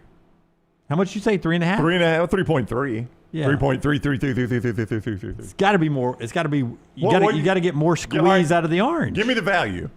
Give me the value. Like if I told you today Alabama or Auburn sold their home field naming rights, you would say, "Well, I hope they got this a year." Well, I'm putting the logo on the field, TV's never going to call Never. it. The ball's got to be inside the 25 for you to get your pop. Yeah, Fox will never call it West Shore home field at Beaver Stadium. Nope. I would think that is going to be between $400,000 and $500,000 a year. That's it? That's it? Yeah, you're looking at what? Penn State's getting $3.3 million. $50,000 a game. But Penn State's getting $3.3 million. So they got a good deal then. You think Penn State got great? Oh, yeah, Penn State got a great. You think you're going to get your return on investment on that? No. I mean, West Shore Home's not going to get there. I don't even know what they do. I got to find out what West Shore Home does first. Well, according to you guys, investing money is not what they do. Not well. Buying football fields, apparently. West Shore Home. I would think that would be almost the stadium naming rights for a year. $3.3 million? Oh, it's got to be more than that. I somewhat joke. Pitbull got what was his $900,000? I think. Is it Florida International? Yeah, but I think it was $900,000 a year. West Shore's home remodeling. We're A+. We're an A+ show. Yeah. Wow, home remodeling $3.5 million a year. Wow. Yeah, I mean, can you not have a bowl game? Did Barstool not get a bowl game for like $600,000-$700,000? Yeah, I know they can have a bowl game instead, which would get you more pub, right? I would think a standalone. Well, I don't know. Oh, they got one here in Alabama. So this is a national company. They've got 3 locations in Pennsylvania. I'm guessing their corporate office also is in Pennsylvania, or the guy that owns it's a Penn State fan, because if I'm doing home renovation and I'm dropping $3.3 million on Penn State's field, do you know how many bathrooms I got to do to get that back? Next time we're around Mr. Cole and Mr. Byrne, the ADs, let's ask them. I'm going to call them Greg and John. Okay, Greg and John. Yeah. Well, let's pretend I didn't remember the first name of one. Well, I know. All right. So the show being brought to you by our friends at Way to Wellness, your journey to healthy living. Leslie and her board-certified team taking care of you, helping you with your weight loss right now. Way to Wellness. Aplanforme.com is the website. Aplanforme.com. Why is that the website? Because they have a plan for you. Aplanforme.com. No cookie-cutter plan. Everything's different. No contracts. So you can stop anytime you want if it's not for you. No sign-up fees, and at first consultation's free. But they've got so many ways to help you lose weight, including injection therapy. They've got meal replacement, protein bars that I use all the time, a variety of different things that can help you control your weight, your blood pressure, your cholesterol, all right there. Aplanforme.com. It's Way to Wellness, your journey to healthy living. And also by our friends at Alabama Power. Last week, those windstorms, over 100,000 power outages because of the windstorm. Alabama Power getting it back online quickly. Well, is your power bill, though, higher than you expect? Changes in your energy use, especially with Alabama's crazy weather, could be the reason why. So check out Alabama Power's free My Power Usage tool. It helps you track how much energy you're using and when you use it. It's a great way to spot patterns and avoid surprises. Plus, Alabama Power offers easy tips to help you save. Visit alabamapower.com/mypowerusage to learn how to manage your usage and keep cost in check. No SEC basketball until Wednesday. The SEC tournament starts. Alabama and Auburn do not play until Friday. Auburn has the first game at 12 noon. Alabama has the last game around 8:30. Possibilities for Auburn, South Carolina, Arkansas, or Ole Miss. Possibilities for Alabama, Oklahoma, Georgia, or Kentucky. Tennessee and Florida also have the double byes. You guys had visions, and you made it sound like at least yours, LT, was a little bit of a dog. You sound like a deep favorite. Mine's not necessarily a deep favorite, but I like the path I've got this a team team playing on Wednesday that's going to win the SEC basketball. That's a deep favorite on Wednesday? On Wednesday. Okay, so just if you're scoring at home. All right. Again, this is just one of those weird visions I had. South Carolina plays Arkansas. Texas plays Vandy. LSU plays Mississippi State. And Oklahoma plays Georgia. Okay, Swami. All right, 5 wins. 5 wins. This is Syracuse in the Big East So this tournament. team has now won 4 consecutive games. You've got a long 6'11" freshman in Asa Newell. He's playing really good basketball right now. Little Blue Cane shooting the 3. I think Mike White's Georgia Bulldogs are about to make a deep run here.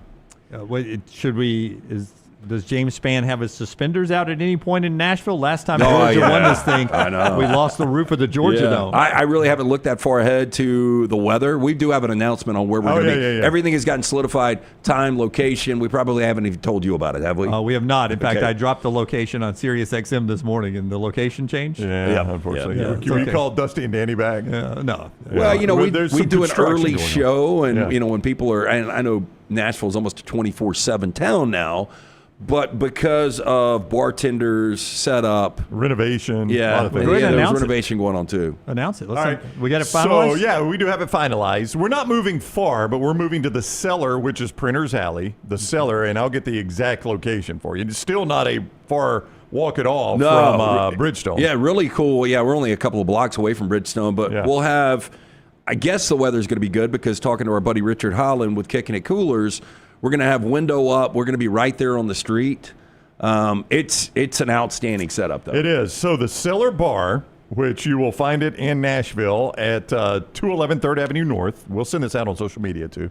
211 3rd Avenue North, the Cellar Bar in Nashville, just blocks from Bridgestone. That is going to be our location. We're going to have some drink specials. I'll throw those out because I know it's going to be an early show, but hey. Pre-gaming. Auburn will be pre-gaming. They start at 12 noon. That's right. Lance and I got the heads up. Here it is. All right, here we go. Actually, last night. Yeah. They will have the jalapeno cornbread Bloody Mary. Ooh, sounds interesting. I am fascinated by this. The panty dropper shots. Yep. That name actually on the bottle, by the way. Yeah. It's pointed out to us. For one day only, we'll call that the Dunaway. The Dunaway. The Kicking It Coolers have got some new flavors. We'll have all of those for you. It's right there near Printer's Alley, 2 blocks from Broadway. It is the Cellar. That's where we'll be live 9 to 12. We hate to change it from Losers. They had a renovation. They've got a renovation in progress. We thought it was going to be done by Friday. Unfortunately, they ran into a kink or two.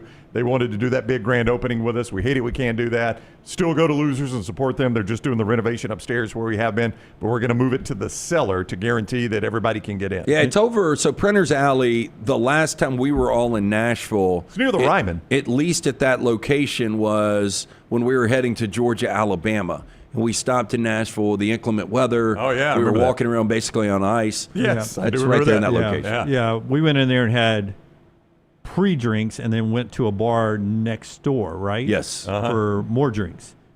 That And was music. the Cellar, right? And live music. And live music, exactly. Printer's Alley is a cool So the little show's spot. live again, what time? We're normal time. Normal time. Okay. So this allows us to be normal time and make sure everyone can get in. So your vision is Georgia. I like Georgia at 250 to 1 to win this thing. So Georgia's got to beat Kentucky. So they got to beat Well, Oklahoma they got to beat first. Oklahoma first. I'm assuming they do that to get to Kentucky. And I kid on 250 to 1. I don't know what the number is, but it's going to be They massive. would they then got have to by beat Alabama. If they got by Kentucky, that would be Alabama's matchup at 8:30 at night. Alabama's matchup late at night. And then they get the winner of this group of teams, LSU, Mississippi State, Missouri, or Florida. I am seeing 250 to 1, by the way. Yeah, good guess. That's a deep call. Now, you're going to scoff at mine. Seems heavy. And I admit it, I didn't go as deep as Lance here. I didn't know who you were going to go with. But is one of yours not? It's not a Wednesday game. Is it a double bye team? It's a single bye team. Okay. I mean, it's That's still an upset. Okay, don't say Missouri. Okay. No, it's Texas A&M. Have you noticed everybody was on Missouri, and Missouri's completely fallen back to life? They're right about now who I thought they were all year, to be honest with you. Now, they've played some really good games. Thank you, Dennis Green. They are who we thought they were. But I kind of thought this was what Missouri was all year. Texas A&M plays Tennessee if they get past the winner of Texas Vandy, which is not a given. I think they will. I do too. Tennessee has a history of early outs in this tournament and the NCAA tournament, unfortunately for Rick Barnes at times. But in this tournament specifically, they've had some early outs. And then if they advance past that and get Auburn, you guys know Buzz Williams versus Bruce Pearl, how that's going. And we just looked at the top 3 teams in the SEC in rebounding. Auburn is 1-3 against those teams, Texas A&M, Florida, and Alabama, not in that order. And then you got, the one-game shot there. It wouldn't shock me if A&M wins this thing. I know Brown doesn't think the committee's watching this, but if I'm not Alabama, Florida, or Tennessee trying to get on that one line, I don't want to win this thing. Let me take that back. If I am Texas, Oklahoma, Georgia, like Vanderbilt, sure. Okay. But if you are right now, if you're the Auburn Tigers, I just don't think you want to win this. Let's jump into that after you tell us about MyBookie, Brownie, because I've gone back to Auburn winning it in 2019, and there's a trend that you're talking about, I think, here. Tell me about MyBookie. We got a trend. I like it. I was going to see if I could find some SEC tournament odds. I've got them right here. Oh, do you? Yep. Well, throw out. Well, I had Texas A&M. What are they? A&M is 30 to 1. That's not that crazy. What is? You put $1,000 on it. It's pretty crazy.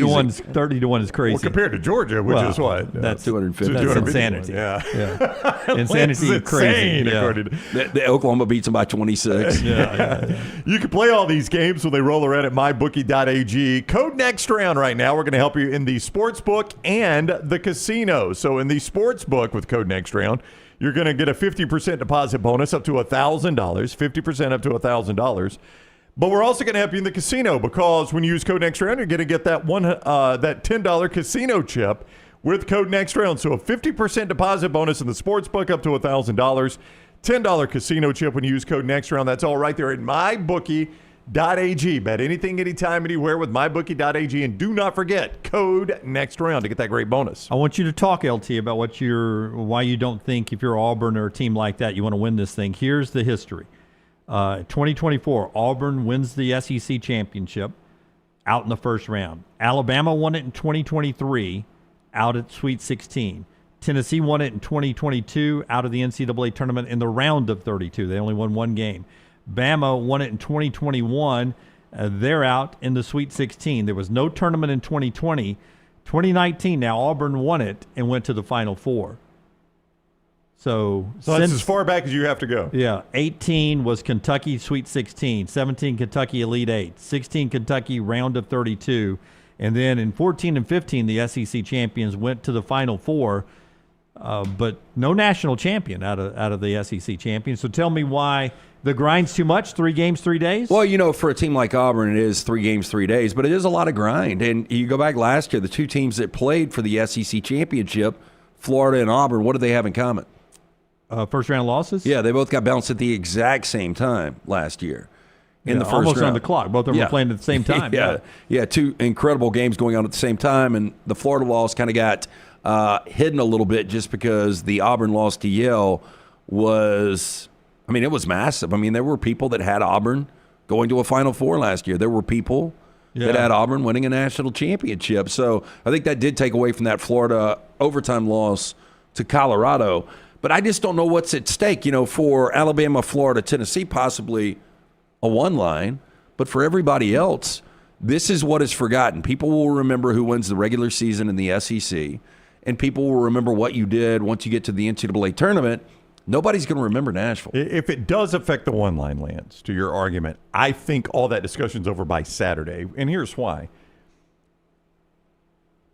I personally think the first thing the committee will do on Friday is put Auburn and Duke wherever they put them. I think it'll be Auburn 1, Duke 2, probably Houston 3 at that point. I think they can probably go and throw Houston in there at 3. Yeah, in the regular season, Auburn will end up 15-16 quad 1 wins. Yeah. Closest one to them has 11 quad 1 wins. So whatever order they put those teams in, I think boom, boom, boom. That's the first thing we do when we walk in the door, right? And then by then, they've also got some teams that they know have earned their way in. We can go ahead and start placing those. Like, the Sun Belt winner tonight's probably going to be a 15 seed, right? Arkansas State or Troy is going to be a 15 seed. Maybe a 13 or 14. Maybe a 13. Yeah. I don't know. But, you probably got an idea there. I think by the time they get to Saturday, I know it sounds stupid, but if you change, you got to remember, so let's say your last 2 ones are Alabama and Florida. And Alabama beats Florida Saturday, and you change that's a significant change in your bracket because now it's going to change some of the down bracket games. You're going to have to do some swapping around. Now, less so, like if it were an SEC team and a Big East team, it would be much different, right? Because if I've got, so there's a 1 and a 2 playing, and in that 2, I got a bunch of SEC teams in that 2's bracket, and I might have to swap a bunch of games around. So I would give you that. It is less of a change just because it's 2 SEC teams. We all agree that Auburn, Duke, and Houston are 1s. Yes. And we're fighting for that final. Yes. And there's a possibility that outside Michigan State could be that team possibly. But if Tennessee does play in the championship game and they play either Florida or Alabama, if you're the committee, you have to wait to see that outcome. Yep. Because Tennessee versus either one of those teams, the winner of that game is your final one, in my opinion. I don't know how you could deny that, and you really. could go ahead and, at that point, you could go ahead and have 2 brackets? Yeah, you'd already have them 1 or 2. Yeah. I just personally, Tennessee or Florida, Tennessee or Alabama, Tennessee. I just personally don't think they value these conference tournaments as much as we do. Now, I will say, to your point, It is pretty rare that we have a conference tournament with this many teams in play for a 1 seed. Yeah, I don't disagree with what you're saying, universally, historically. Yep. But just based on this year, when you've got to find out who that final 1 seed is. I don't know. Even the year the Big East got 11 teams in, I don't know that it came down to 3 Big East teams for the final 1 seed. And that appears to be where we are right now. I don't really think anybody else. I know you keep saying Michigan State. I don't really think they're in contention. I think it's Bama, Tennessee, or Florida for that 1 seed. And I don't know that we've ever been in that situation. So Lance could be right. This could be the 1 year where they have to say, all right, normally, guys, I know when we get here, we're just watching the games and eating wings. This SEC tournament, though, is probably going to determine our 1 seed, so we're going to have to pay attention to that. And not that this matters, but when the AP comes out here in a little bit, where do you think Auburn is? They'll be number 2. I think they're number 2. I think Duke will be number 1. Yep. And what was it, 8 weeks, 9 weeks, 8 weeks for Auburn at number 1? I think it was 8.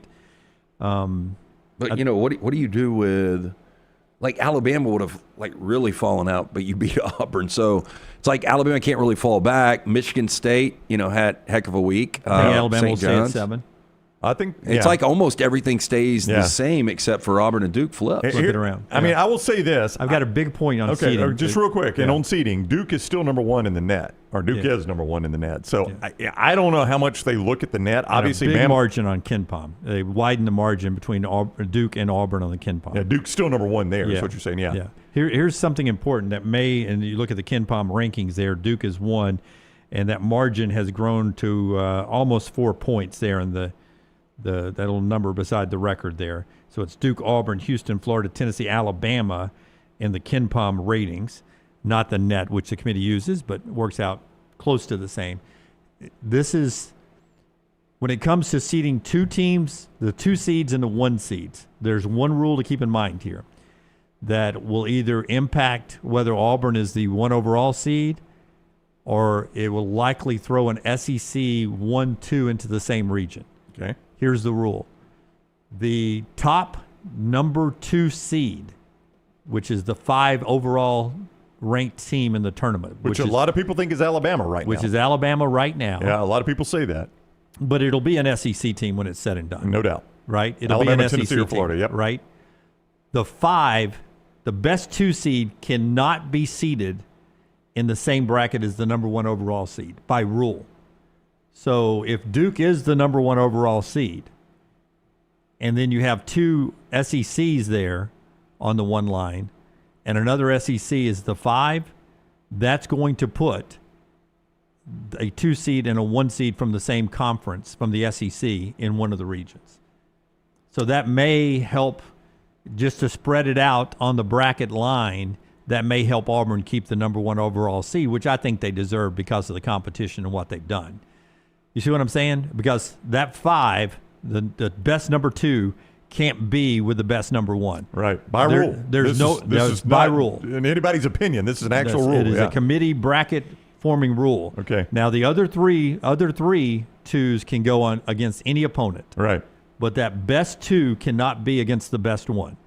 You know what's going to be crazy with as good as the SEC has been this year, if Duke is your overall number 1, which is not going to surprise me, and your number 1 overall 2 is Michigan State. Oh, I don't think there's any way. There's no way Michigan State can get there. They can't climb past these SEC teams. I don't know.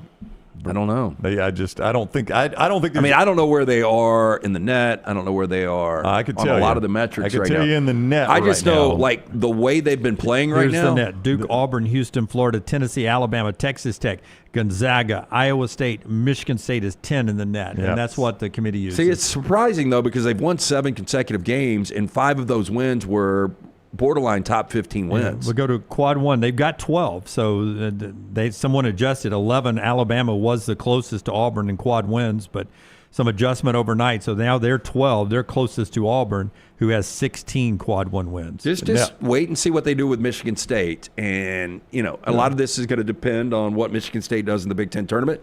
Again, I know Brown says that doesn't really factor in. But put that back up again for us. So those Q1 wins and Q1, Q2 combined. They'll do a lot of that. Yeah, 17-5. 17-5, but Alabama is 18-7. I mean, those are 2 really good quad 1-2 records. Yeah, but 17-5 gets you really close to 21-4, which is Auburn. Yeah, and then you got Duke.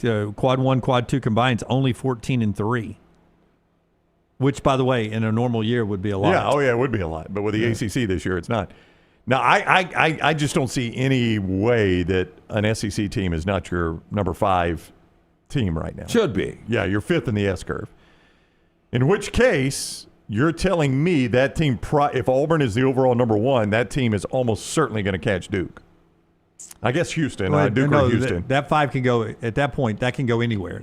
It just won't catch Auburn. But it won't catch Auburn or it won't catch the other SEC. So it's going to be Duke or Houston. It could catch the other SEC. Yeah, that's true. That's my point is that there is a chance that we end up with, in one region, if Duke is the overall number 1, in one region we will catch an SEC 1 and 2 in the same region. You think they would dare put Alabama and Auburn in the same region? 1 and 2? I wouldn't think. It would be great television. Are they hoping, if we got that in the Final Four, it'd be a pretty cool storyline. Man, we got it a couple of years ago with Duke and North Carolina. Duke and North Carolina, bigger rivalry, obviously. Semifinal game, but it was the end-all, be-all of television viewing. But you saw a lot of national basketball pundits that are normally blue blood oriented. Like, man, if we could get another Alabama-Auburn game this year, it'd be amazing. Viewing menu today brought to you by our friends at Michelson Laser Vision. Tell us about Michelson. Yeah, hey, to view life the way you're supposed to, you need to go in and see our fine folks at Michelson Laser Vision. If you wear the glasses or contacts, you're wasting money each and every year. I'm speaking from experience. I got the procedure done over 2 decades ago. 2015 vision, better than 2020. 205-969-8100. Ask for Amy. Tell her the next round sent you. She's going to hook you up with a hassle-free consultation. 0 to find out if LASIK is right for you. Dr. Mark Michelson, Dr. Jen Michelson, best in the business. 205-969-8100 or michelsonlaservision.com. All right, so tonight you got another. Ooh, how many movies did you make it to? Oh, I'm sorry. Made it to 5 movies over the weekend. Oh, we had it at 5.5 over under, so the under played at 5. Yep. What was the best you saw over the weekend? Mickey 17 with Robert Pattinson. It's legit. Yeah, it's solid. It's not as good as Parasite in my opinion, but it's still worth the watch. Tyler? What is? I mean, that's a very high bar to clear, but this was a lot of fun. Is Honora worth my time? I think you would like Honora because it's now on my whichever item I pay for. It's on my options to watch now. A lot of strip club, a lot of okay, a lot of yelling, a lot of arguing, a lot of cussing. What was the word that Melton used to describe it? I think not gritty, illicit, something like that. God awful, I thought. He's described it as a bunch. Okay, before you get into what's on tonight, did you watch White Lotus from last night? I did. Next episode looks like it's going to be the one that pops off. That is like the nicest yacht I've seen since Succession, maybe. Yeah. It's a great yacht. It almost may have been the same yacht. Yeah, a little bit smaller, I think. Yeah, but boy, what a yacht. Yeah, I would hate to be the couple from North Carolina right now. Oh, yeah. He seems to be stressing out. So Jack said, we were watching it last night. He was like, I would get back on the boat. And I was like, I would hope you would get back on the boat.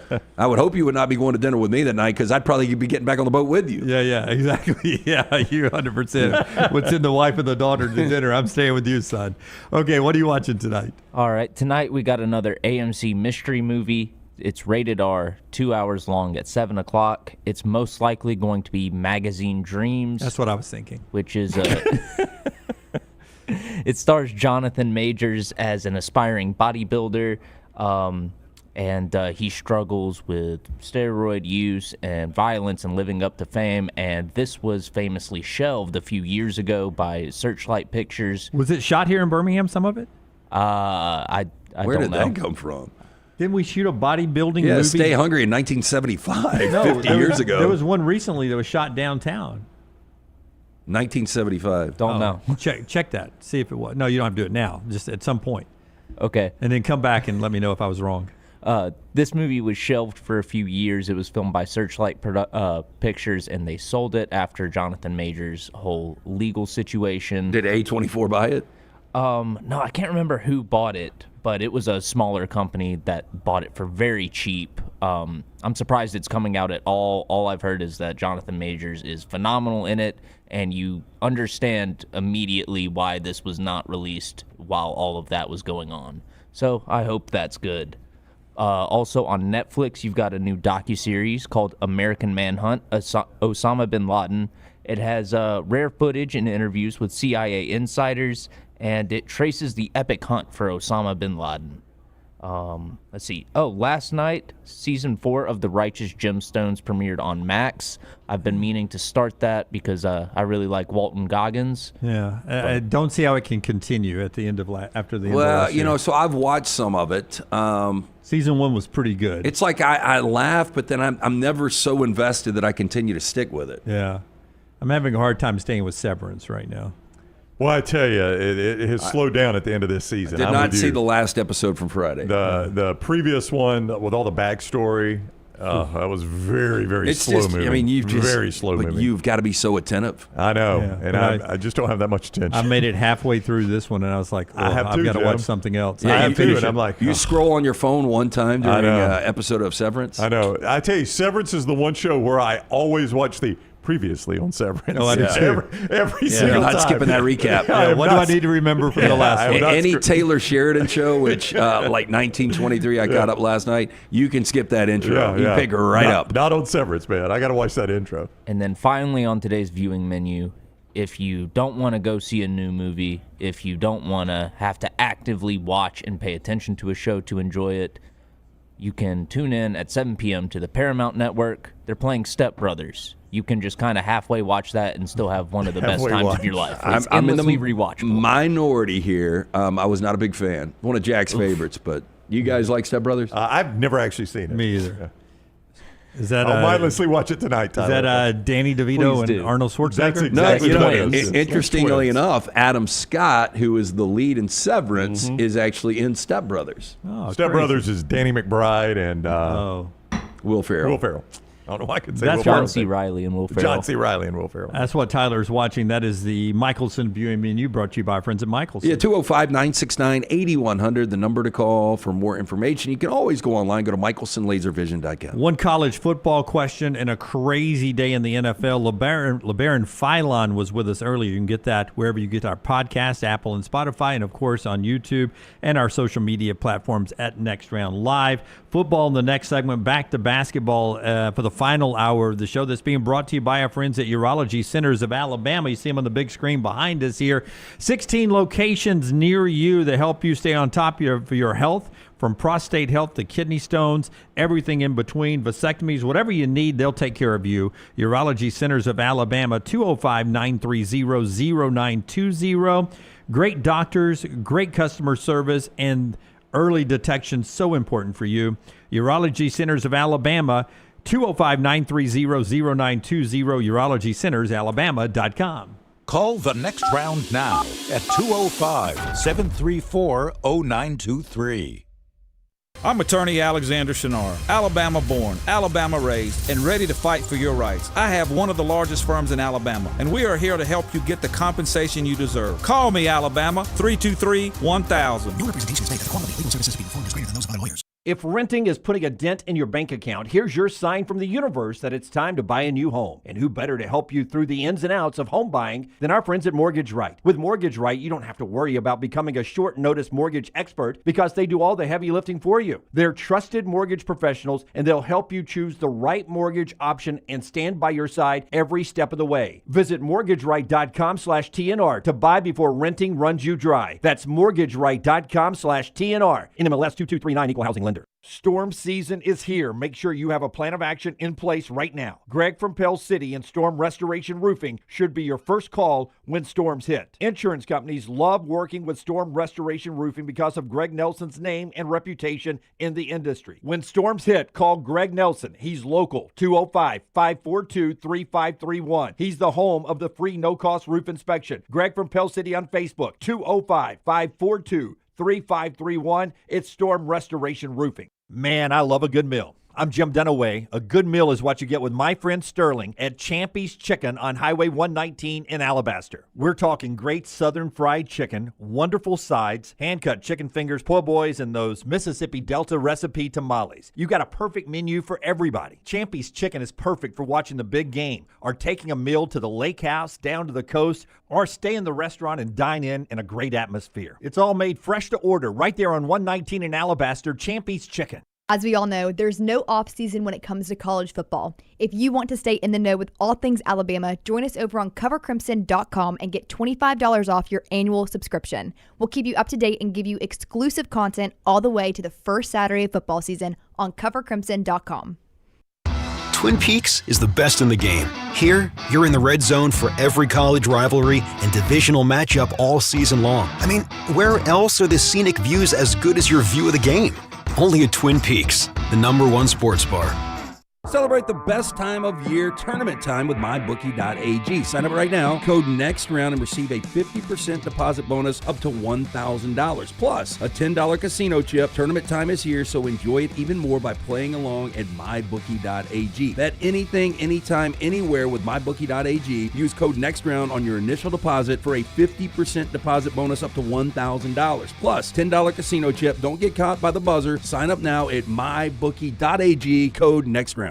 Hey, let me tell you about our friends at Urology Centers of Alabama. Compassionate and comprehensive urological care with 35 physicians, 17 locations across Alabama. Their patient-centered approach to all of your urological needs. Remember, they've got that new men's health center. It is beautiful, helping men with a wide range of sensitive male issues in a comfortable environment. You can always go online, visit urologycentersalabama.com, schedule an appointment with one of their many urologists today.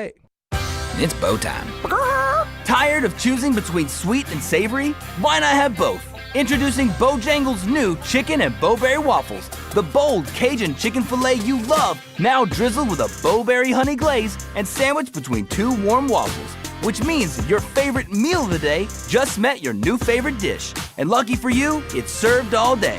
But it's only here for a limited time, so try chicken and bowberry waffles at Bojangles today. It's bow time.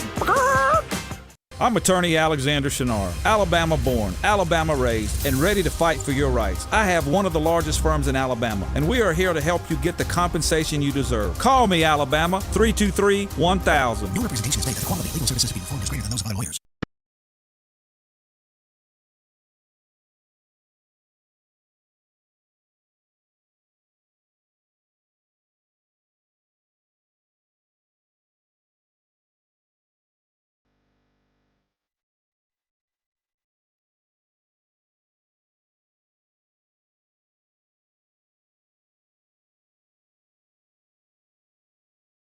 Back with you on the next round as we continue on. The show today being brought to you by our wonderful friends at New York Butcher Shop. We had some friends some viewers and listeners went by there and tried out their chicken and dumplings. Oh, very good. God, it was one of the things. I had a whole meal from there Saturday night after the game. I grilled 3 steaks. I had the pimento cheese, twice baked potatoes, and the Brussels, which were phenomenal. Oh, you know, Chili had the banana nut bread. Yeah.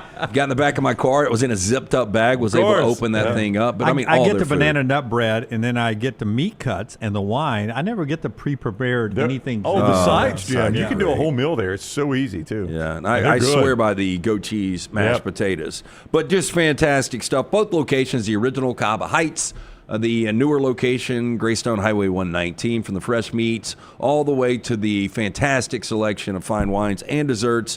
One-stop dinner shop. Stop in, see Jim and those great staff that he's got.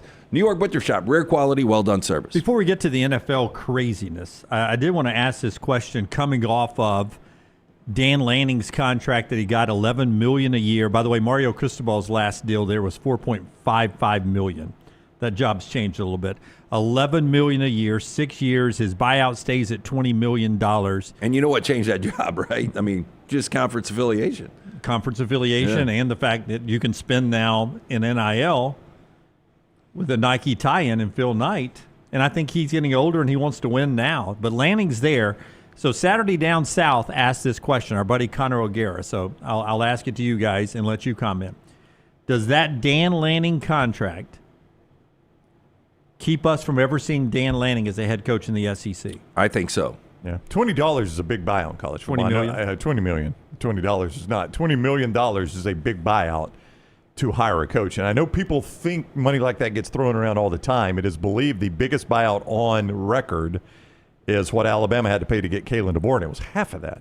So Lance, you're going to have to really think this guy. And by the way, let me just say, I think the money that you're spending on buyouts and stuff like that is only going to decrease based on where else you're having to spend money. It's going to be hard to justify paying $20 million just to go get a head coach away from another job, right? Based on what I got to pay to get a roster and all that stuff. And the way contracts are now, I got to pay a boatload just to get rid of you. I got to hate you bad enough to pay you to not coach, and now I've got to go like somebody enough to buy them away from somebody else. Look, he is a competitor, Dan Lanning is, but when you can make elite money and you can be one of the top 2-3 highest paid coaches. And, oh, by the way, you were the number 1 overall seed last year at Oregon. And Oregon still has never won a national championship. There are so many things you can accomplish there. You know, in the regular season, everything can be set up for you to win a national championship. You had it last year. You're making as much money as anyone else, and you can do something that nobody has ever done before in Eugene. I don't know why he would leave. I do worry about recruiting. He's a fierce recruiter. He doesn't have that natural 300-mile radius around him to go recruit, but that's where the Nike deal helps out, right? I would agree, because everybody talks about what a pain in the ass it is to get to Eugene.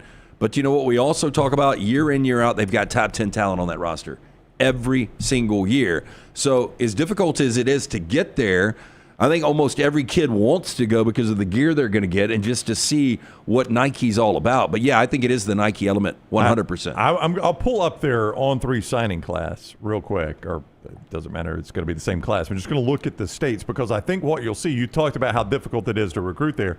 They don't have many kids in a signing class that are in a 300-mile radius. They go after the state of California. You got to have special assistant coaches to want to recruit out there, too, because now they can't jump in a car, grab a Chick-fil-A, and then run by a local high school and find a 5-star recruit. Just real quick, Jim. Here's their current signing class. They got 10 committed for this next signing class, which, by the way, is number 1 in the country right now. It's very, very early. They got a tight end, Reidsville, North Carolina. Yep. An offensive tackle, Santa Ana, California. That ain't Northern California either. If you don't know where Santa Ana is. By the way, California's going to be like a home recruit for them, I bet. Running back, Texarkana, Texas. Okay. Defensive lineman, Scottsdale, Arizona. Defensive lineman, American Fork, Utah. Wow. Defensive lineman, boy, he's loading up on the DL. Santa Ana, California. Linebacker, Ventura, California. Safety, Melbourne, Florida. Defensive lineman, Eugene, Oregon. Lanning's like, I got that one. Yeah. Fell in his lap. Yeah, and then edge rusher, Riverside, California. Yeah, so one local kid. That's it. And everything else is hundreds of miles away. I'd like to know if that kid that played it in Eugene high school football his final year, or he's about to play his final year, I'd like to know if he was like in Milledgeville, Georgia until last year. Would it surprise you if I pull it up and his like Maloa's dad is on the staff at Oregon? Wouldn't surprise me. You know, there are other schools like Penn State, very difficult to recruit to. At least we've heard that. Yeah, used to be easier because Pennsylvania high school football was good, but now it's tougher to recruit there too. I mean, I would say Starkville's not the easiest place to get to, right? Well, at least you've got, some good high school football and a great junior college group of players to What is the drive, though, to the closest airport? From Eugene? No, I'm talking about Starkville. I mean, Jackson, I guess. Jackson or but that's Memphis. A small freaking airport. Tuscaloosa. I mean, I don't know how many commercial flights come into Tuscaloosa every day. It's probably just as easy to fly into Birmingham and make the haul. But but pre-NIL days, it was hard to get those guys to go to a place like Oregon because of two things. Your mom and dad are not going to get to see you on TV every week because regional television and all that. Every single one of Oregon's games is available on TV. Anybody can watch them. Yeah, and you can work that into your deal now. Bingo. I want you to fly my parents in. Pay me this, and my mom, dad, and auntie and uncle get this ticket back and forth to all of our away games. I will just say this, and I don't know how the NIL deal worked for Bo Nix at Oregon, but Patrick Nix was coaching Friday night high school football games in Phoenix City, Alabama, where I don't think they've built an international airport just yet. Nope.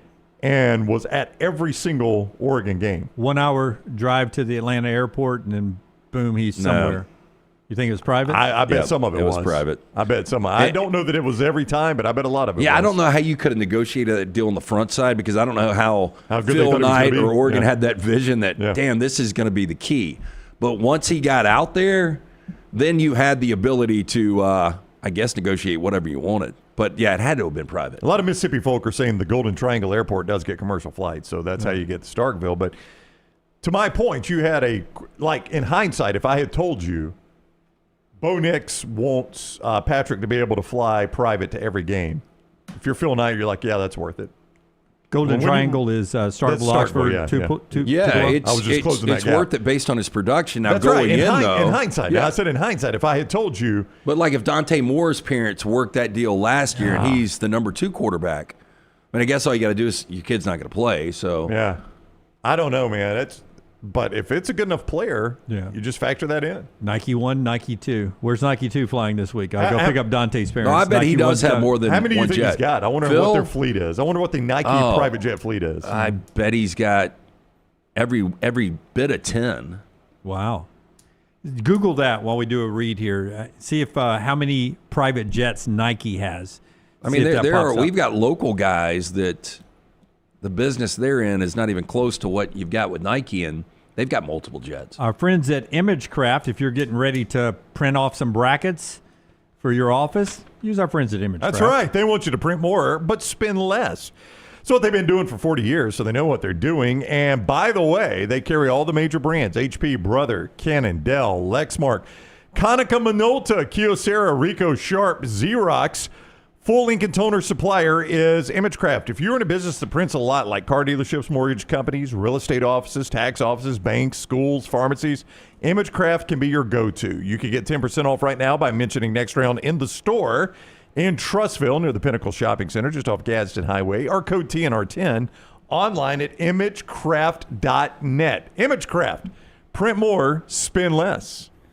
All right, so I pulled that search about the Nike jets. They own and operate 2 Gulfstream G650ER private jets for business travel and executive shuttling. Wow, I'm surprised only 2. I'm Just shocked. 2. What's wrong with Nike? Only 2 private jets. Gulfstream. I mean, because they're literally jumping all over the world. Our friends in the NFL had a crazy weekend. Let's jump into that now. Let's go first with just the big contract. Josh Allen and the Bills reach a deal, 6 years, $330 million, $250 million of it is guaranteed. Like he could fall down the stairs, break both legs, never play again tomorrow, and he's got $250 million guaranteed. That's a good life. Yeah, people do this now where they break down, the contract per year, per month, per week, per day, per minute, per second. And so I've got that in front of me for Josh Allen, the guy that you love, Brown. My least favorite player in the NFL. Per year, $55 million. Per month, $4.5 million. Oh, gosh. Per week, $1 million. Oh, per $1 million day, a week. Like I got to spend $1 million this week. You couldn't do it. Per day, $150,000 a day. Per minute, $104 per minute, and per second, $1.74 per second. Like if I made $150,000 a day, is that what you said? Yep. Do you know how many all-ins I would go tonight in poker, Milton? I'd be all in all night long. Jim, poker. How often does Jim go all in right now, Milton? Never do I go all in. There was a day when athletes would go broke, but athletes like Josh Allen, you can't. If you have anybody set up that's got any sense of business and investments, there's no way you can go broke. Yeah. So that's a great contract there. Myles Garrett got a big contract as well. At first, he wanted to get traded. Well, now the Browns come back and they sign him to, $40 million a year he's getting? It's the biggest non-quarterback deal out there. And the crazy thing is Jimmy Haslam said just last week, I'm not going to meet with you, meet with our general manager. Yeah. And how that went public. And maybe it was, hey, look, I'm the owner. I'm going to back whatever our general manager wants to do. I don't want to step over and on him. But at the same time, it I don't know. There was something that just didn't seem right about that. And I thought at that point it was probably done with Myles Garrett and the Browns. Good for Myles Garrett, but do the Browns get any better? And if you're Myles Garrett, you're going to get paid and you're making generational money, generational wealth now. But that doesn't mean you're ever going to win a championship. Yeah, you still got crappy quarterback play. I mean, Dorian Thompson-Robinson was starting at the end of the year for them. Yeah. What that means with Myles Garrett now having the biggest contract for a non-quarterback, it sucks to be managing the money for the Cincinnati Bengals because they still have to work out deals for Jamar Chase, T. Higgins, and Trey Hendricks. And that's 3 high-profile guys that want to get paid like high-profile guys, and every time you wait to do one of their deals, somebody else is signing one of these historic contracts. Well, see, for Trey Hendricks, the reports were when they saw the Max Crosby deal, they're like, Trey, man, good luck wherever you end up. We appreciate your time here in Cincinnati. We ain't paying that. We're not paying that. And now Myles Garrett has even exceeded that. So I don't think they'll have Trey Hendricks, do you? I don't know. Sam Hubbard did, retire last week, which softens the cap a little bit, but it's going to be tough. I mean, even before that, I think the difficulty of figuring out a way to get all of those guys on the same roster with this cap, with the Joe Burrow money, was going to be difficult. Devontae Adams to your Rams for a 2-year, $46 million deal. That's the replacement for Cooper Kupp. Well, I was waiting to see who that was going to be. They signed Tutu Atwell, who's really like a fourth or fifth option, to a 1-year, $10 million deal last week. I like this, though. I think Devontae Adams is getting a little older at 32. But you look at his production the second half of last season in really not a good Jets offense, I think he's going to be a major compliment to Puka. So I don't think you have really any downgrade at all from losing Cooper Kupp. I'm sure Cooper Kupp a little bit pissed when he heard those numbers. I would imagine. Big deal for the Steelers getting DK Metcalf. And only giving up, they're giving up a second rounder, but still. If they can figure out how to get the ball to receivers, they've now got a really good collection of receivers. If in fact you get George Pickens back. If you can find the deal for Pickens, and Pickens would be your one, Metcalf is going to be a really, really good two. Freiermuth is a good tight end. Good tight end. It's going to open things up for the running game, but you've got to have that quarterback. Who's throwing to him? I've heard this morning it could be Aaron Rodgers now. I've heard that Sam Darnold is in play now with Pittsburgh. I mean, if I'm Pittsburgh, though, I've seen Fields, I've seen Russell Wilson. Now that we've got this other piece in Metcalf, I want to go another direction at quarterback. You want to get rid of Justin Fields because you liked Russ over him, and Russ isn't good enough. So you want to go totally new. I want to go Aaron Rodgers or Sam Darnold. I think I would take more of a flyer on Sam Darnold, and hoping at 27 the light finally clicked, and it was a quarterback-friendly offense and Kevin O'Connell in Minnesota, but I think I would rather go Darnold. Imagine being Cleveland, though, and looking at the rest of that division. Your quarterbacks are Lamar Jackson, Joe Burrow, and Aaron Rodgers, and you're starting – I don't know who they're starting. But I got Myles Garrett. Yeah, and I kind of want it to be Aaron Rodgers just because you start to – In Pittsburgh or Cleveland? In Pittsburgh. Oh, in Pittsburgh, yeah. I mean, that's an interesting team with Aaron Rodgers. Well, you just start to look around and you look at all the great quarterbacks in the AFC, and a guy like Justin Herbert, who has never done anything in the postseason, it just gets more difficult. Sam Darnold being the buzz around him now includes Seattle, who sent Geno Smith to the Las Vegas Raiders. Other quarterback news, Indianapolis, Minnesota, very much in on Daniel Jones, according to reports.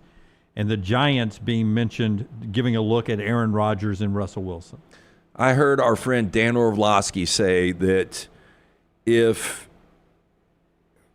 forgot the way he stated it, but if something breaks wrong, you could see the top 3 selections in this year's draft be quarterbacks. And they were like, there's no way, because you could understand Cam Ward and Shedeur, but you're not going to reach for that third quarterback that early. Orlovsky's been around long enough to know the NFL's quarterback drunk in the first round. Boy, that would be amazing if Jackson Dart went in the top 5. Unbelievable. Oh, crazy. Little NFL talk for you there. As we get back to basketball on the other side, Brown from the chat room has done some bracketology rules that we may have missed one or two that we'll get to. Plus, we will talk more about what's ahead for Alabama and Auburn after Alabama's win over Auburn this past weekend. Back to the Locker Room Sound, the show being brought to you by a couple of our great sponsors. One of them, our friends at the Woodhouse Day Spa, right up here at the Summit. I actually went by on Friday. Just a beautiful location. They've actually expanded that location, new renovations, everything is done there. If you've got a bridal party, bachelorette party, great place to do it is the Woodhouse Day Spa. You can get in there and choose from a menu of over 70 options, including massages, body treatment, skincare, waxing, nail services. March Madness about to start up. You want to send the wife or girlfriend to the Woodhouse Day Spa. Get her that gift card online 24/7. Birmingham.woodhousespas.com. Woodhouse Day Spa voted America's best day spa since 2009. Again, stop in, see Stuart and the great staff located at the Summit Shopping Center, or everything online, Birmingham.woodhousespas.com. And while the girls are at the spa, the boys head over to the golf. It's fun, social, hang out with the boys. Great prices there. They even got memberships, by the way. And it is BYO food, BYOF. BYOB, bring your own beverage. BYOA, bring your own alcohol. BYOC, bring your own clubs. You bring it all to the office right there. And BYOD. BYOD, what is that? Bring your own dogs. Yeah. You just making up letters, see what I'd say? They got 3 great locations, Vestavia, Trustful, and brand new right there on Highway 280 in the Inverness area. You can see more and book a bay at thegolfus.com. It is the Golfus in Birmingham. Get out of the office. Get into the Golfus. Thegolfus.com. Everything Next Round is on demand now in the podcast section at nextroundlive.com. I'm attorney Alexander Shinar, Alabama born, Alabama raised, and ready to fight for your rights. I have one of the largest firms in Alabama, and we are here to help you get the compensation you deserve. Call me, Alabama, 323-1000. No representation is made that the quality of legal services being performed is greater than those of other lawyers. Hey, for all of your IT and printing needs, reach out to our friends at Xerox Business Solutions. Look, I'm still one of those old school guys. I print my notes every single day for the show. If you watch the show here on the Next Round, you see all the notes in front of me. From day one, Xerox Business Solutions, they've been with us here at the Next Round.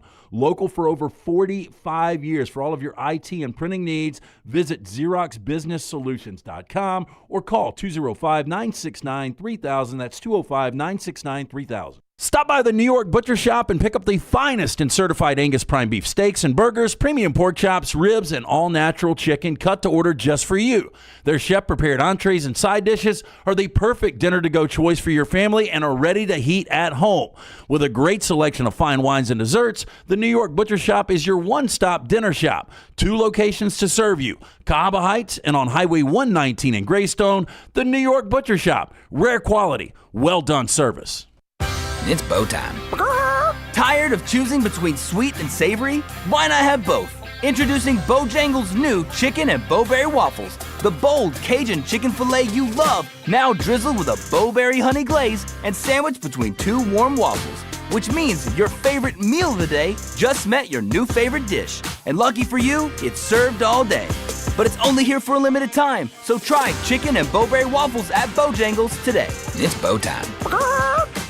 Celebrate the best time of year, tournament time, with MyBookie.ag. Sign up right now with code NEXTROUND and receive a 50% deposit bonus up to $1,000, plus a $10 casino chip. Tournament time is here, so enjoy it even more by playing along at MyBookie.ag. Bet anything, anytime, anywhere with MyBookie.ag. Use code NEXTROUND on your initial deposit for a 50% deposit bonus up to $1,000, plus a $10 casino chip. Don't get caught by the buzzer. Sign up now at MyBookie.ag, code NEXTROUND. Hey, there's nothing worse than waking up to a plumbing problem. Don't get caught in a flooded house. Call the guys at Hemphill Services. Adam, Chad, and the team at Hemphill are the only ones I trust to fix it and fix it right the first time. Hemphill Services does it right and always at a fair price. For all of your plumbing, cooling, and heating needs, trust the name that Birmingham has trusted since 1954.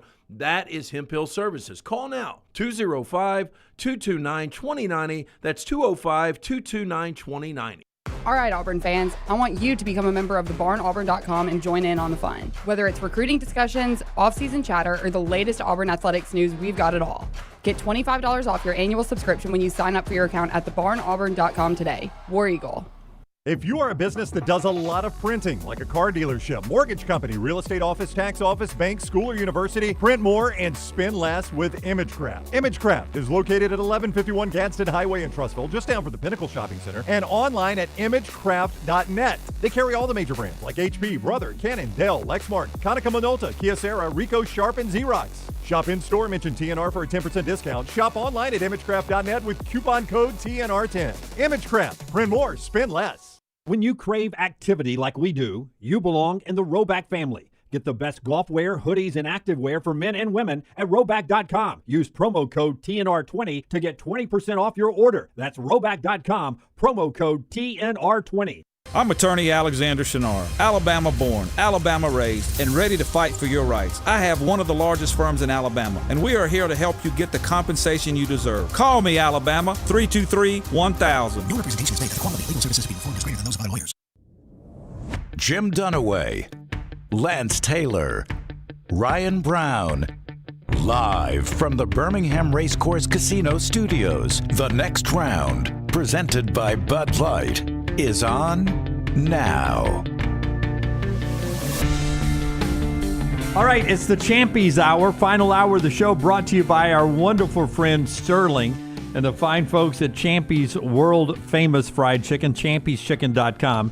Can only imagine how that place was hopping during the Alabama-Auburn basketball game on Saturday. People coming through there to get the to-go chicken to take it home and watch the game. You can do that throughout the March Madness. Go on to champieschicken.com. Order in advance. Go through the quick pickup drive-through window there, and they'll have it boxed and ready to go for you. Or you can go in and enjoy the great atmosphere for lunch and dinner. Open now for about 4 minutes on Highway 119 in Alabaster. Great southern fried chicken that's cooked to order. So delicious there. Wonderful sides and so much more, including the Mississippi Delta recipe tamales. It's Champy's Chicken, champieschicken.com. Back to basketball before we get knee-deep into what Alabama and Auburn did over the weekend and what's ahead for the two teams. Brownie, you said there are some more bracket rules that could impact the seeding coming up in 6 days, 1 week from yesterday. Yeah, I would like to. I think it was Dell in the chat room that recommended we go pull this up. So this is straight from the NCAA, and this was put out in February. So this is the most updated thing you can get. And this is actually going to back up Lance's theory that they're going to have to watch the SEC tournament more than they ever have for several different rules here. Teams from the same conference. Now, you pointed this out, this one rule. Teams from the same conference shall not meet prior to the regional final, which is the Elite Eight, if they played each other 3 or more times during the regular season and conference tournament. So if Alabama and Auburn rematch, for instance, or Alabama-Kentucky are very likely to Florida-Tennessee. Florida-Tennessee. Yeah, right now it'd be chalk for Alabama-Kentucky. Yeah, they cannot play again until the Elite Eight. So you can't even put them in a bracket where that could happen. Georgia-Auburn. Until the Elite Eight. Yeah, Georgia-Auburn. Championship. Teams from the same conference may not play each other as early as the second round if they play no more than once. So, we've already discussed that one. They cannot play in the regional semifinals if they played each other twice during the regular season and conference tournament. That's Sweet 16. So now it's only twice. So, again, they got to watch the SEC tournament because it does include conference tournaments to get to that twice level, and it brings you into the Sweet 16. But here's the one he pointed out that I was unaware of. I'd heard all those, but just gave you those as a reminder. Each of the first 4 teams selected from a conference, as long as they are seated on the first 4 lines, so they're 1 through 4 seed, shall not be placed in the same region. They have to be placed in different regions. So Alabama, Tennessee, Auburn, Florida. Tennessee, Florida, by rule, have to be in different regions. So there is no chance. Wow. What are you about to say? I saw a story earlier this year. I know this was February, but I saw a story earlier this year.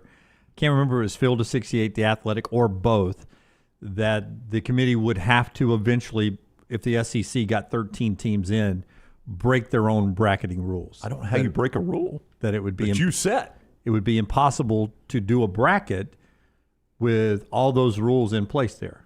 It would be impossible. You can't, if you've got... Yeah, you're right. I mean, the math doesn't work. Yeah, there is going to be a time because this is such an atypical year with that many teams. Well, not necessarily, because you would have Auburn in the East. Let's try to do this real quick. It's very easy. You've got them in each different quadrant. Okay, yep. That's all you got to do. But that means you can't have Auburn 1 seed, Alabama 2 seed. That's right. You can't have Florida 1 seed, Tennessee 2 seed. Can't happen. By their rule, it can't happen. Yeah, but at some point, what if the math dictates it has to happen?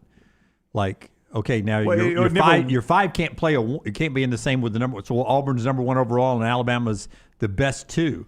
By rule, that can't happen. Well, you've got 4 you've got 4 brackets, and it's the first 4 teams. So this will never not be able to happen. But all you got to do is put your first 4 teams in different brackets. That's all. Yeah, but now you're starting to factor in the they can't play if they met twice until the 16th. That's where it's going to get tricky now. It depends on which rule you're willing to break. That's what I'm saying. You're going to have to break some rules to fill out a bracket because these rules were set when the Pac-12 existed and before you had massive conferences like the SEC and the Big Ten have expanded to. That's when these rules were set. But if they keep that one rule, now I don't know which one they would break, but if they keep that one, Alabama, Auburn, Tennessee, and Florida would have to be in 4 separate brackets. I guess you can. I'd be okay with that. I think that's a good rule. Yeah. I really do. Let's just say that Auburn's got a 1, Duke's got a 1, Houston's got a 1. Let's just say Florida. Then you just keep the others away from Auburn, and you've got it figured out. Or you can keep, so Alabama and or Tennessee would go to the Southeast Midwest with Duke and Houston. Yeah. So you could work it out like that. But I mean, it does. And it's not that difficult. It does eliminate any 1 versus 2 SEC game in the Elite Eight among their other rules. So I was unaware of that first 4 in, which I don't know how often this is even come into play. How often do you have 4 teams that are all going to be a top 4 seed? I've heard of the rule. I was unaware of that rule. Now, at one point, Texas A&M was on the 2 line. They're not there. But they won't be one of the first 4 in. Yeah, no. Yeah. This only applies to the teams that finish top 4 in the conference. So Alabama, Auburn, Tennessee, Florida. Yeah. Boy, that bracket seems easier to not have. Should have fewer rules. In a sense, this shows you why they probably have a lot of the top of the bracket set before the conference tournaments even get heated, because of all the stupid rules you got to follow. Yeah. But in this case, with the SEC tournament, there's some teams that could be the difference of them playing twice or 3 times. Third time. Which affects Sweet 16 or Elite 8 at that point. Yeah. And I guess that can screw up your seeding a little bit. Well, it would have to, yeah. I think you can only, by rule, again, a rule you have to break, you can only move me 1 seed line up or down. Right. Like if I'm seeded at 8, I can only be a 7 or a 9. And this is why they had to start releasing their S-curve. And they ranked the teams 1 through 68. And when they released that, it shows if somebody was moved more than 1 spot. Yeah. Now, they can adjust the S-curve any way they want. They control the narrative. Yeah. A lot more goes into it, I guess, than just filling out the bracket. So real quick, on the fly, 2008, 2009 SEC championship games, 2021 with Alabama, Georgia. I mean, the buzz going into Atlanta was massive. This is the most competitive, deepest SEC basketball tournament we've ever seen.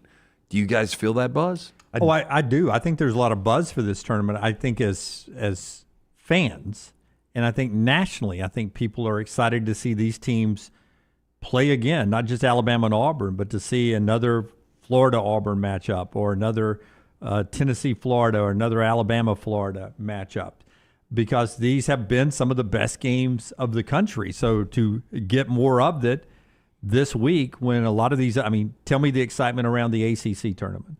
There is none. Yeah, Zero. Tell me the excitement around the Big Ten tournament, relatively speaking. They don't even have other teams in the Big Ten. Big East tournament, not the same buzz it used to have. There's a tremendous amount of buzz for this SEC, even though these games aren't going to really mean, to your point, they're not going to mean anything. For whatever it's worth, I mean, I can't remember a time they've done this. Maybe I'm just wrong. Billis is doing the SEC. Which normally that was always the ACC tournament. Yeah, I'm sure he got there. He's like, you know what? Kind of like the buzz going on here. I've seen Duke win by 30 plenty this year. I don't need to see that again for a whole other weekend. So, yeah, I mean, that shows you what ESPN thinks of this, is that they're sending their primo crew to Nashville, which doesn't normally happen. Yeah, so that sucks for Jimmy Big Dice. week. And again, we're up there Friday, our show, normal hours, live 9 to 12. We'll be at the Cellar, Brown. Explain to people where that is. The Cellar is just a couple blocks off Broadway, easy walk to Bridgestone. It is right there in Printers Alley. You can find it. I'm going to give you their website real quick, Jim. Let's say I should brought have to you their by website Kicking It Coolers. Yeah. Kicking It Coolers will bring you our coverage from the SEC tournament all weekend long. Kicking It Coolers. Tell us about Kicking It Coolers while he finds the address. Yeah, we've got some new stuff going on from our friends at Kicking It Coolers. Now, this is the Capri Sun looking pouches that we used to see. They've got new packaging. They are going to have some new flavors they're going to be rolling out for us, so we'll be able to sample those. Really looking forward to that. Easy to throw in your coolers, take to the pool, the beach throughout the summer. Yep, we did the sampling 2 years ago when we were up in Nashville. We will do it again. Brown also mentioned they're going to have the Tennessee Shine specials, including that jalapeno cornbread Bloody Mary, the panty dropper shots. It's all going to be right there at the Cellar. So looking forward to that. So that is on 3rd Avenue North, right there at Printers Alley, 211 3rd Avenue North in Nashville. We'll be there 9 to noon. This is a changed location. We were going to be at Losers. They didn't quite get the renovation finished in time. Still going to be great, though, when they open it back up at that upstairs bar downtown. So go see it. 211 3rd Avenue North in Nashville is where we'll be at the Cellar Bar. So come see us on Friday, 9 to noon. Yeah, 4 Downs today brought to you by our friends at Hemp Hill Services. Hot and cold, also plumbing needs. The name Birmingham's trusted since the 1950s. 1954, the exact year. Adam, Chad, Andrew, the guys there. Call 205-229-2090. Whether you experience plumbing, heating, or cooling issues in your home or business, they are ready to serve you. Hard to stop a train. And don't forget, Lance's Lock, 6 plays up tonight, 5 college hoops, 1 in the NBA, coming off a 5-1 last night. Always brought to you by our friends at Hemp Hill Services. First down. Okay, so if I took these 3 wide receivers, and 2 have signed over the weekend, DK Metcalf, Devontae Adams, and soon-to-be released or traded Cooper Kupp, who has the biggest year of those 3? One single season? Yeah. You know, Devontae has got Matt Stafford. He's in the better offense. DK Metcalf, it's unknown at quarterback Could right have now. Aaron Rodgers, though, and I'd kind of like him with Aaron Rodgers. And Cooper Kupp is unknown. Yeah. So I'm going to take him off the board. Adams is going to be in the best offense. Even if Aaron Rodgers goes to Pittsburgh, the Rams' offense is going to be a better offense. I'll probably – and he's your number 1, right? Puka's not your number 1. Or is Puka your number 1? Puka will be number 1. Yeah. Yep. I would still, just because the offense and the known at quarterback, I would go – I think I'll go to Adams. Yeah, I think I will too. I'm going to go Kupp, number 2. It's sight unknown. I think he ends up in a better situation than Pittsburgh. Well, you just don't know who the quarterback is in Pittsburgh. If it's still, a Justin Field, Russell Wilson type deal, if it's that level of quarterback, yeah. I hate to say this. DK's got a lot of Chad Baker-Mazara in him, by the way. Can't get out of his own way sometimes. Yeah. A great player, just really, really emotionally charged, nonstop. My gut tells me that Kupp ends up being a 49er. Boy, I got a buddy, and you guys know Chop. He said, Cooper Kupp, along with Marvin Harrison Jr. and Trey McBride, watch out for these weapons for Kyler Murray. I do not want that guy in division. Boy, that would be good. Put him over in the AFC. But remember, Debo is out in San Francisco. Oh, yeah. Ayuk still might be out. Yeah, so I think they're shopping. They're looking. Is it a trade situation, or they're going to? They're probably going to release him. If they release him, that's the problem. That'll be trouble. Second down. Very random here. Carrie Underwood, 42 years old. Bad Bunny, 31. Ultimately, better career, Bad Bunny or Carrie Underwood? I think Carrie Underwood. She's received some hate from the panel here. I am a fan. I think she's extremely talented. Wait, who gave her hate? Well, y'all said you couldn't sing one time. Oh, that was Dunaway. I mean, I don't really know. I never said she couldn't sing. Somebody on this panel, one of you two, said you couldn't sing. The songs and the lyrics late in her career have not been anywhere close to early in her career. Ability. Her voice is good. It's fantastic. Yeah, but I want to say Bad Bunny was one of the top-selling artists in the world. Oh, I think he is. Past couple years. I think on Spotify, I think he's been number 1 the last couple of years. I would definitely go Bad Bunny with all the collaborations and everything. Yeah, but you got to factor in what she's been able to do on, is it American Idol that she is a judge of now? Yep.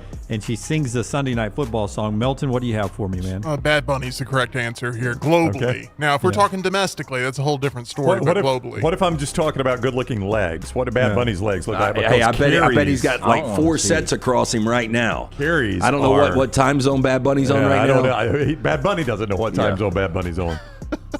Carrie's legs, though, on Sunday Night Football, Jim, you'll have to give me those are undefeated. They are usually the best legs in the game. Best team on Sunday Night Football. I am going to go Bad Bunny based on the fact that he's a decade left or decade less in age.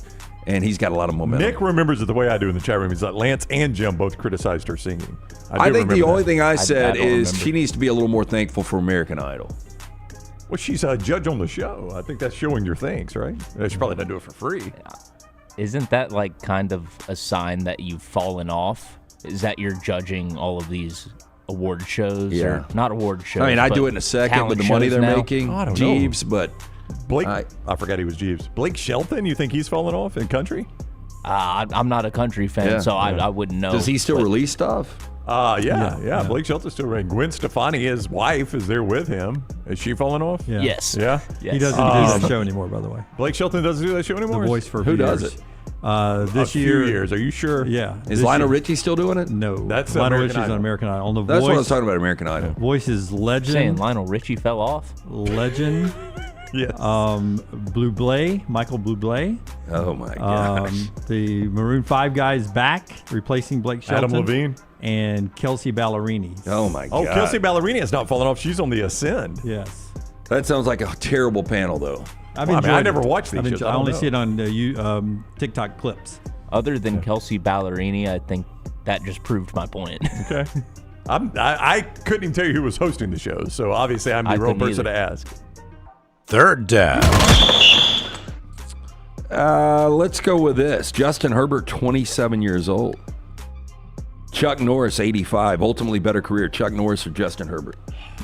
Chuck Norris is an American icon at one point. I mean, Herbert's going to have to win some playoff games. I mean, I know he's young in terms, but you only get so many chances, and boy, he's had some chances. Well, they just cut a Bosa.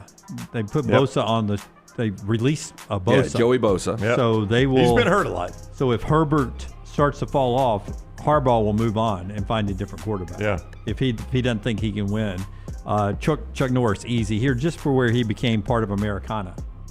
Yeah, I agree. Chuck Norris became the American badass. He did. Well, I mean, there was a book just on Chuck Norris jokes. A lot of it was because of the jokes, but I mean, that helps Chuck Norris. I mean, I'm not going to hold him responsible for it. Just American badass. I mean, Walker, Texas Ranger, that was a show that ran for, I don't know, a decade maybe. The end of Dodgeball with Vince Vaughn. Lone Wolf McQuade. Yeah.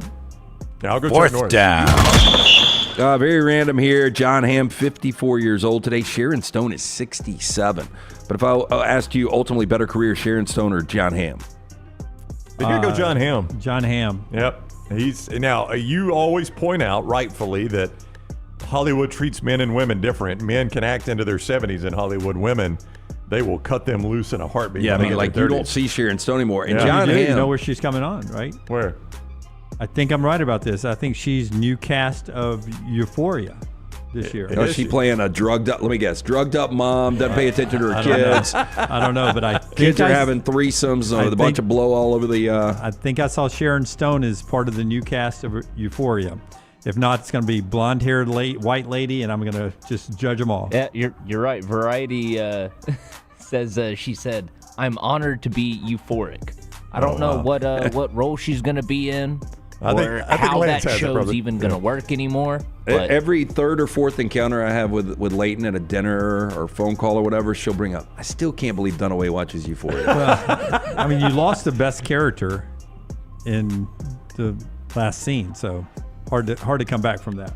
But John Hamm is still getting big roles. Well, John Hamm is an incredible actor. Like he is Don Draper. Is one of the best characters of all time, but he's just a really, really, really talented actor. Roger Sterling is the best character of that show. I would agree with that, 100%. But John Hamm's fantastic. Hamm's my answer. Yeah, I would go Hamm as well. Go Hamm. And that's 4 Downs today, brought to you by our friends at Hemp Hill. Yeah, Hemp Hill Services, trusted name Birmingham's trusted since 1954. For all of your plumbing, heating, and cooling issues, 205-229-2090 or hemphillservices.com. All right, let's get back into Alabama's win over Auburn, 93-91 in overtime. Already on the show today, Labaron Philon has been with us. You can go back and catch that. And we spent the whole first segment talking about the fallout from that game from a variety of different angles. Nate Oates, though, commenting about Mark Sears, the captain, who had 5 in regulation and then hit the game winner to walk it off, and I think ends up taking the basketball home with him, which is, I don't know if that's common, but I think. The last home game at Auburn, they don't need him anymore, do they? So they don't want it. Here's Nate Oates on Mark Sears. Mark, they were going to make sure he didn't get anything easy. They did a good job on him defensively, but he stuck in there. Attitude was great. Play hard for us on defense. Got 7 assists and only 1 turnover. And then when we needed him late, he came through and delivered. Bailed me out because that play design wasn't all that great, to be honest with you. So the thing that was great about it was in a pretty good player's hands. So he delivered for us there late. This is why I am doing a multimedia platform show, and Nate Oates is paid millions to coach.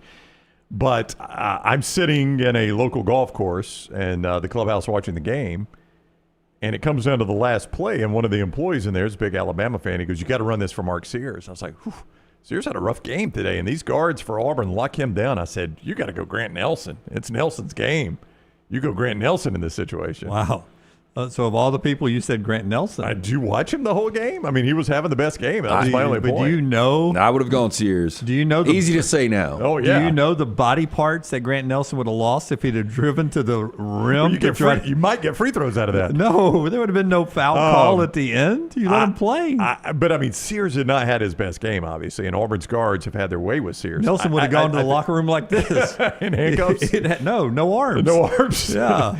I think I mean, Nate Oates is being unnecessarily humble there. No, he's not. He's building. I thought it was a good building point. up this team perfectly for the postseason. I mean, I was talking about his criticism of his own play. Now, he rightfully criticized himself at the end of the Tennessee game, but I thought he coached the end of the Auburn game about as well as he could. I kind of liked. I know he says it wasn't a very good play. You know, the Philon motion there is what confused the defenders. They didn't know. I mean, all it took was a split second to think about what do I do with Philon. That's all Mark Sears needed. You got put the defenders in conflict. Look, but the degree of difficulty just moving away from the basket. Well, but if you watch, you know, Holloway is just snowbirding over on the left wing, and if his guy comes off to help with Sears, I guess Sears kicks it out. I don't know. Sears probably just keeps it. I don't know. But I think you're going to have a wide open kick out, and then Holloway hitting the three for the win. Can you imagine? No. That's and you know if you played with him, if you're an Auburn defender, you're thinking to myself, okay, nobody hits this bucket, but one person that does not hit this bucket. Yeah, but are you is overly Holloway. aggressive defending that on the perimeter, and you end up fouling the kid, and then game's over? You know, at the end of regulation, Holloway is wide open for an outlet pass. I can't remember the Alabama player that tried the, was it Diabate? It was Diabate. Was it Diabate? Yeah. And you saw Holloway's frustration because he is uncovered right there. I don't know how much they showed on television, but Holloway went on and ghosted the shot like he acted like he caught it and dribbled and shot it. His worst case right there was a half quarter for the win. Yeah. I think he it was closer to the 3-point line, I thought. No, I said his worst case was a half quarter. I think if he had taken a dribble or two, he could have had a decent look at three uncovered for the win. Can you imagine the reaction if Holloway had hit the game winner? That would have been a painting. Yeah, that would have been a definitely more painting. Yeah. Okay, I want you to hear Johni Broome here because this you can say what you want about anybody else on this team. This is Johni Broome's team, obviously, right? And this is him putting in perspective for his team after a senior day loss going into the postseason. Just the calming words of Johni Broome. How do you not allow a result like today deflate you guys as you have obviously still so much to play for, not just in the SEC tournament, but the entire month of March? It's like you said, it's a tough way to go out, especially last game in Neville. I would like for it to be different. We just can't, we got to realize the regular season's over with. We still won the regular season championship. That's not good enough for us, though. We let 2 games slip in a row. That's not like us. But whether we like it or not, now it's tournament time. So we got the SEC tournament to look forward to, and then March Madness. So now it's win or go home, basically. So we got to lock in. Don't let that game carry over into the locker room. Don't start doubting yourself that you've lost 2 games in a row. The reason I think people start talking about good losses or you don't mind taking a loss at the end of the year, and why you guys are talking about that with the SEC tournament, I don't disagree with you, is your average fan looks at that and says, are we going to win 9 straight games at this level? Now, here's the thing about the SEC tournament. You're going to play, if you're Alabama or Auburn or Florida or Tennessee, you're going to play probably 3 top 15 opponents to end your SEC tournament. 3 more quad 1 games. It won't get any more difficult if you're to run the gauntlet of the SEC tournament than what you will face once you get to the NCAA tournament in the second weekend on. Because then you're going to get actually a breather in the round 1 and round 2 games where you're probably playing a team that might not even be in the top 25. Just round 1, Brown. Let's don't call it round 2 a breather yet. Be easier than the games you just played on paper, yes. Yeah, but then once you get to the Sweet 16, those are all probably the level of team you've played all year in the SEC or close to it. 16, 8, 4, and you just look at that and you're like, how are you going to win that many in a row against that level of competition? That's why people talk about things like good losses. Or I'm not really worried that you lost the last game. Or I'm not really worried that you got bounced out of Atlanta. Okay, I'm going to ask the question. And then you tell me how the fan base reacts. Alabama first and then Auburn. No, let's go Auburn first and Alabama. Auburn loses on Friday at 12 noon to, we'll say Arkansas has made its way out there, and then Alabama loses to Kentucky at 8:30 at night. Give me Auburn first. How does that fan base react to a Friday loss? I think you start to get a little worried, Lance, because it's 3 straight losses. Yeah, with 3 straight losses, I think you would be a little worried. So we don't have to play those other 2 games. I think you'd rather win Friday, and if you drop one Saturday, it's not going to be Alabama Saturday. I think you can sell yourself quickly on, okay, we're not really concerned. There wasn't a ton of focus on this 3rd loss, the Alabama loss, overtime, final shot, really, really good team, rival we split with in the regular season. I don't know how big of a deal this is going to be. Like, fan bases are going to quickly forget this. Yeah. I think if you're an Alabama fan in your scenario, you look at it and you're like, I mean, God, who beats Kentucky 3 times in a year? I mean, I do wonder how often that's ever happened. Yeah. I'm sure somebody will do the work at some point this week. It's going to be Georgia, but I see what you're saying. But if it is Kentucky, I mean, who beats Kentucky 3 times in a single season? Has anybody ever done it? That's what I'm saying. I don't know who would have ever done that. I mean, Tennessee maybe. Florida maybe. Back in the Billy Donovan years. I mean, it's pretty rare that anybody gets a shot to beat them 3 times, much less doesn't. I know Alabama beat them twice in 2021. Did they get a 3rd opportunity? It does seem like they get them in Nashville every single year, doesn't it? It seems like Kentucky ends up in Alabama's half of the draw every single year in Nashville. I don't know why that is. It's good for tickets. Well, I mean, they don't manipulate it. It's all based on where the standings go, but it does seem like it's always Kentucky. Wherever Kentucky is good for tickets. All right. It'll be interesting to see when we get to Nashville. Again, we're live up there Friday at the Cellar, right there off of Broadway, just down the street from Bridgestone, which will host the SEC tournament, which starts on Wednesday, Thursday, and then Auburn and Alabama getting to play after the double bye coming up on Friday. Championship game Sunday. That is Selection Sunday. We're 1 week away. New basketball show is out. Taylor and I talk about the impact of Chad Baker-Mazara.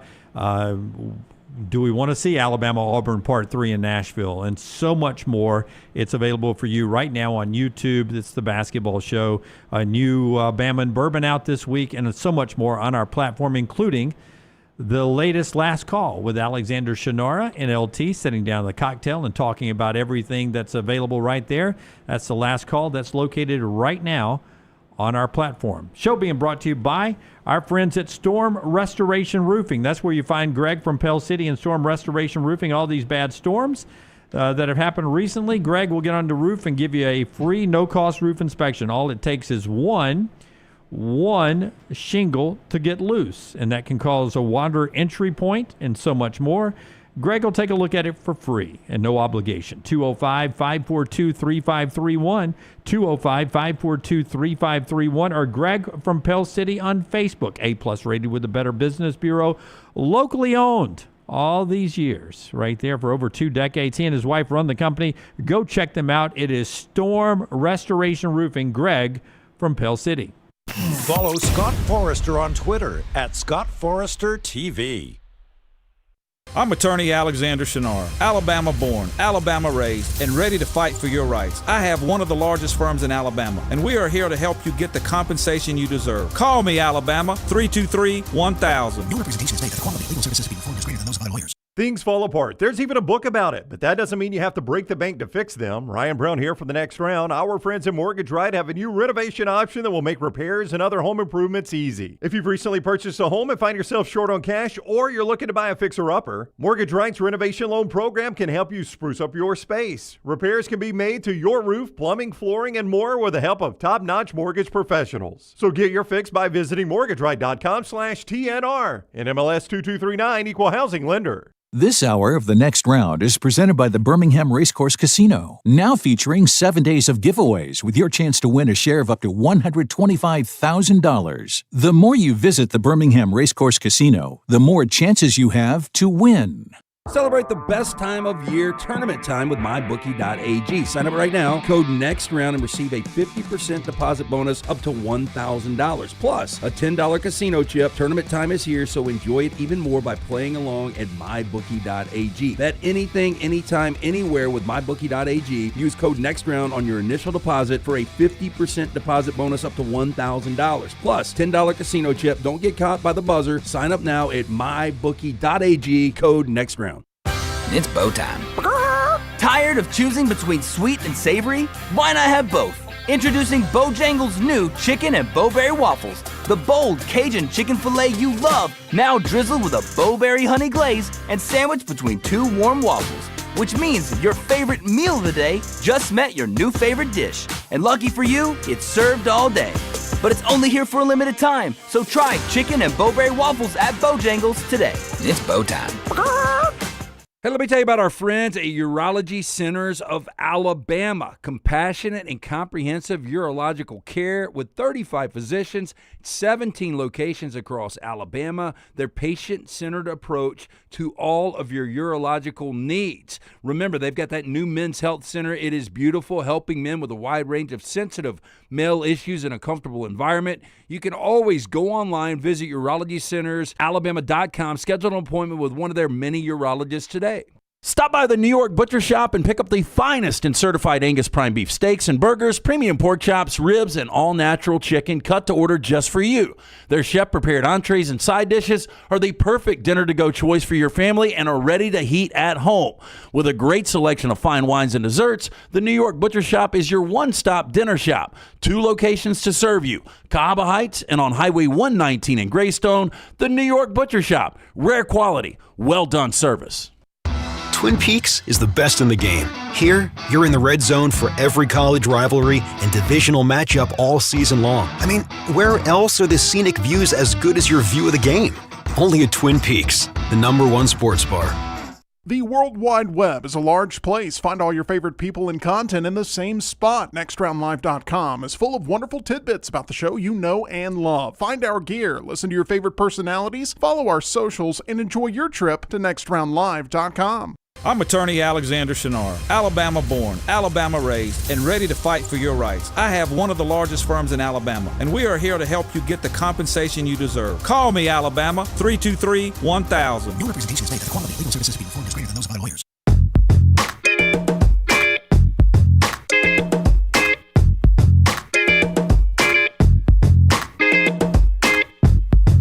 Okay, before we get to trash, a couple of more basketball things to get to here, including some of the bubble talk that's out there. Familiar name playing for a bid tonight. One of our great sponsors is our friends at Michelson Laser Vision. Yeah, hey, we did have a friend, Steve reached out, Steve Sykes, said Alabama was beaten by Kentucky 4 times in 1986. Do you remember this? I do. They were all great games. Really? So they had to play in the NCAA tournament, right? They did. As you think of this, 205-969-8100, make that call today. Ask for Amy. Tell her the next round sent you. Dr. Mark Michelson, a pioneer in the business, first to perform the LASIK procedure in the state of Alabama way back in 1995. I got the procedure done over 20 years ago. I've still got 2015 vision better than 2020. 205-969-8100. Ask for Amy. Tell her the next round sent you. For more information, michelsonlaservision.com. Sweet 16? No, 76-52 in Rupp. Sweet 16, I'm sorry. 76-50 because it was Wimp, so it was the Sweet 16. 76-52 in Rupp. 73-71 in, it says Memorial Coliseum. Yeah, before it was called Coleman. Oh, okay. I didn't know. So that long, it's been that recent that it was Coleman. I don't know. It was 85-86. Anyway, SEC championship game in Rupp. So I had to play it twice in Rupp. 83-72. And then over in the Omni in the Sweet 16, Bama was the 5, Kentucky was the 3, and they lost 68-63. 24-9, your record that year, 4 losses to Kentucky. Wow. That's hard to stomach that, isn't it? Yeah. And what year was that? 85-86. That Kentucky team did not go on to win the national championship. Nah, that was Kenny Walker, right? Yeah. I think so, Scott Walker. All right. Show also brought to you by our friend Alexander Shinara. Yeah, Alexander Shinara Trial Attorneys. You know that Alexander Shinara obviously deals with a lot of personal injury claim, but now also claims for fire and storm damage, bad drug and device claims, disability, workers' compensation, and a host of other claims. If you find yourself in need of a lawyer, call the Alexander Shinara Trial Attorneys. You pay nothing unless they win your case. Okay, so Samford got eliminated this past weekend. They'll play the SoCon Championship tonight. Samford will not be a part of it, so a little disappointment from Bucky and them not going back-to-back in that league. But another good year for Samford. There, you said earlier, a sort of a win, I hate to say that. Yeah. Look, your program's going to be in a much better spot whenever Bucky does finally leave because of what he's done for Samford basketball. But you just wonder if it'll be this year. Like, there's going to be some big jobs opening up. Is NC State a big job for you? I'm sorry, I didn't mean to interrupt you. No. Boy, NC State is another example of it really is year to year now. Kevin Keats got fired, for those that don't know his name, and they were in the Final Four last year, as was Alabama. He gets fired. He was getting fired before they went to the Final Four. Yeah, he was getting fired before the ACC tournament. Yeah, where they had to win 5 straight. As the 10 seed in the ACC tournament.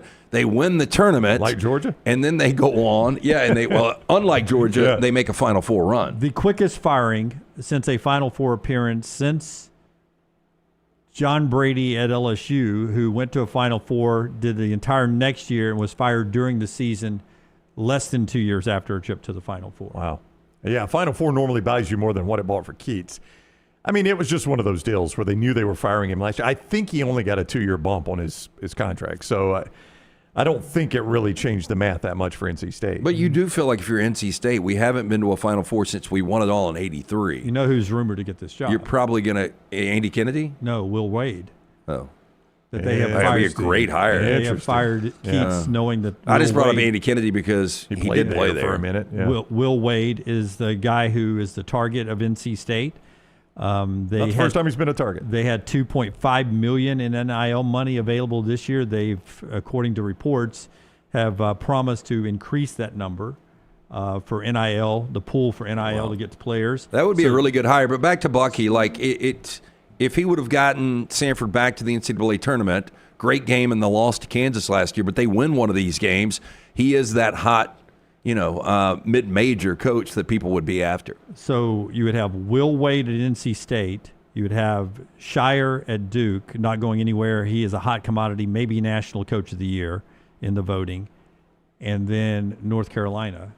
Keeping Hubert, I guess, right? Yeah. I mean, they extended the contract to start the year. It came out in December, or at least he signed in December. I think the best coach might be Will Wade. I mean, Shire tried.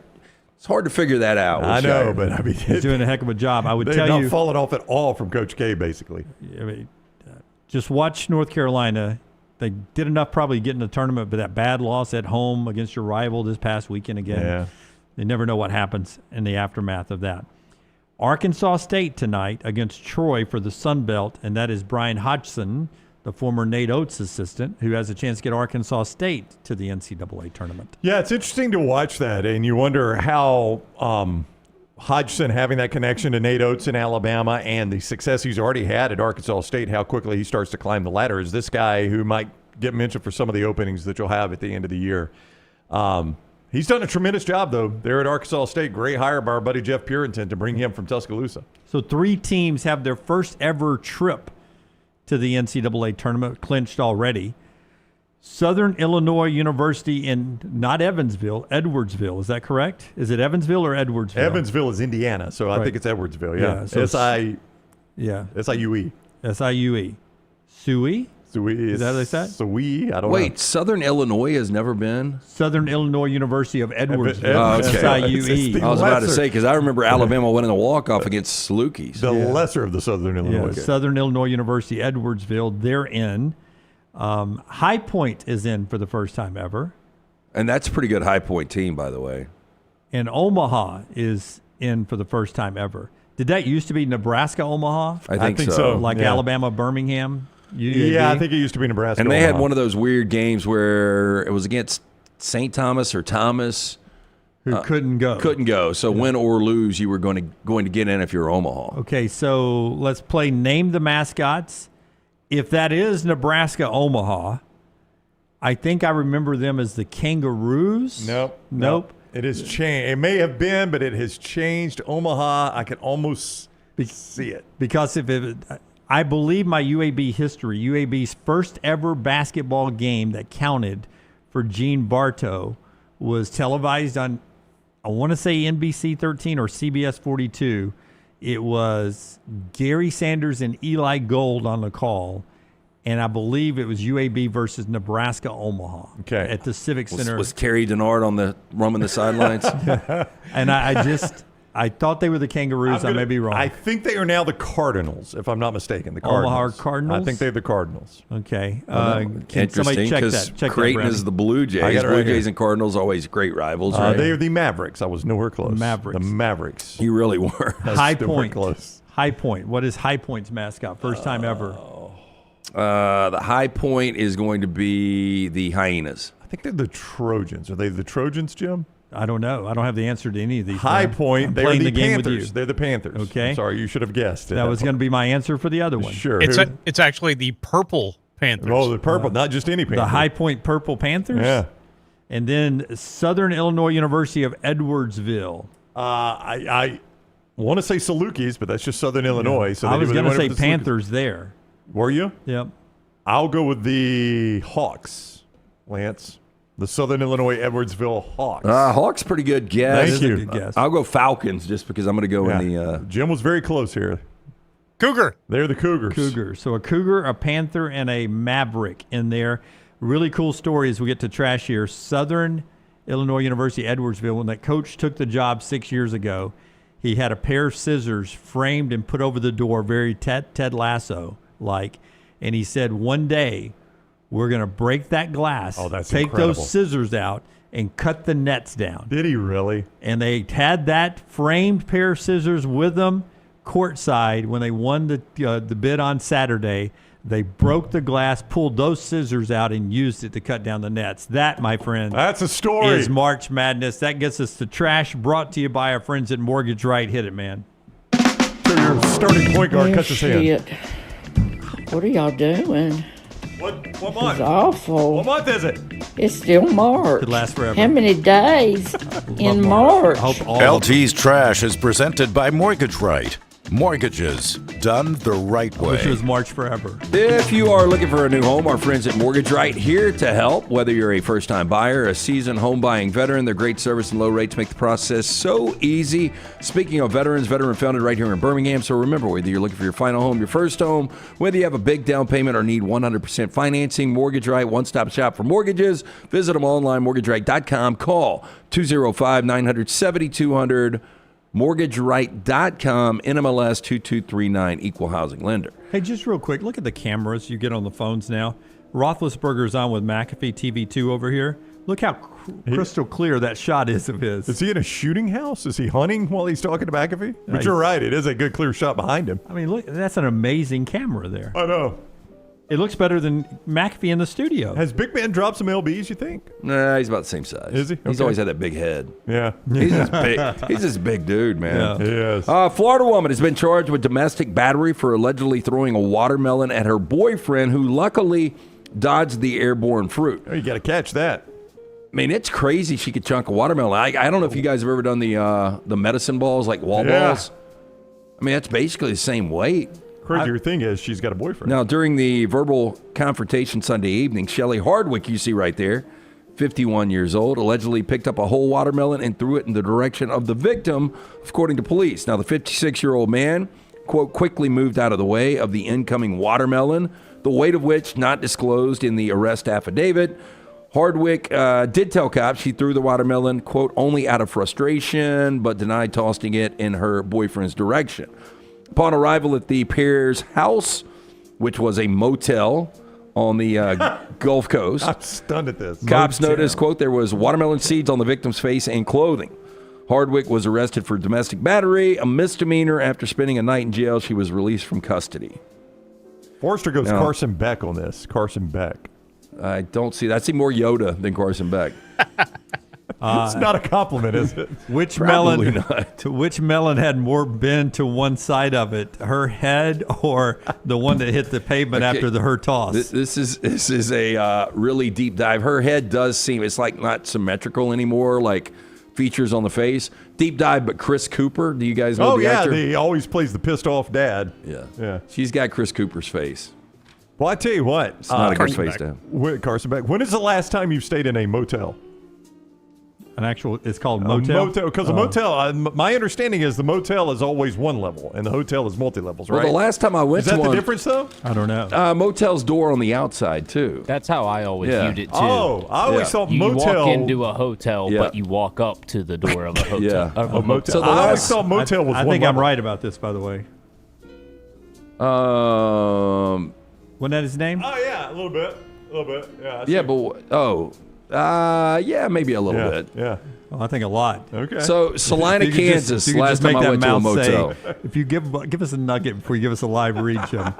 You were in a motel in Salina? Yeah, pull a Chris Cooper when you get a chance. Just to show these guys. I know Brown knows who he is. Salina, the bus stop, remember, was at a motel. Yeah. That had no AC. Oh, yeah. We did the reviews from it. She does have some Chris Cooper in her, there's no doubt.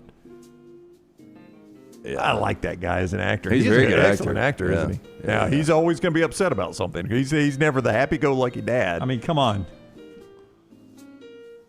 I think I was dead on. I mean, I got a see lot of more stuff. Chris Cooper, but I'm surprised you remember that guy. I liked him.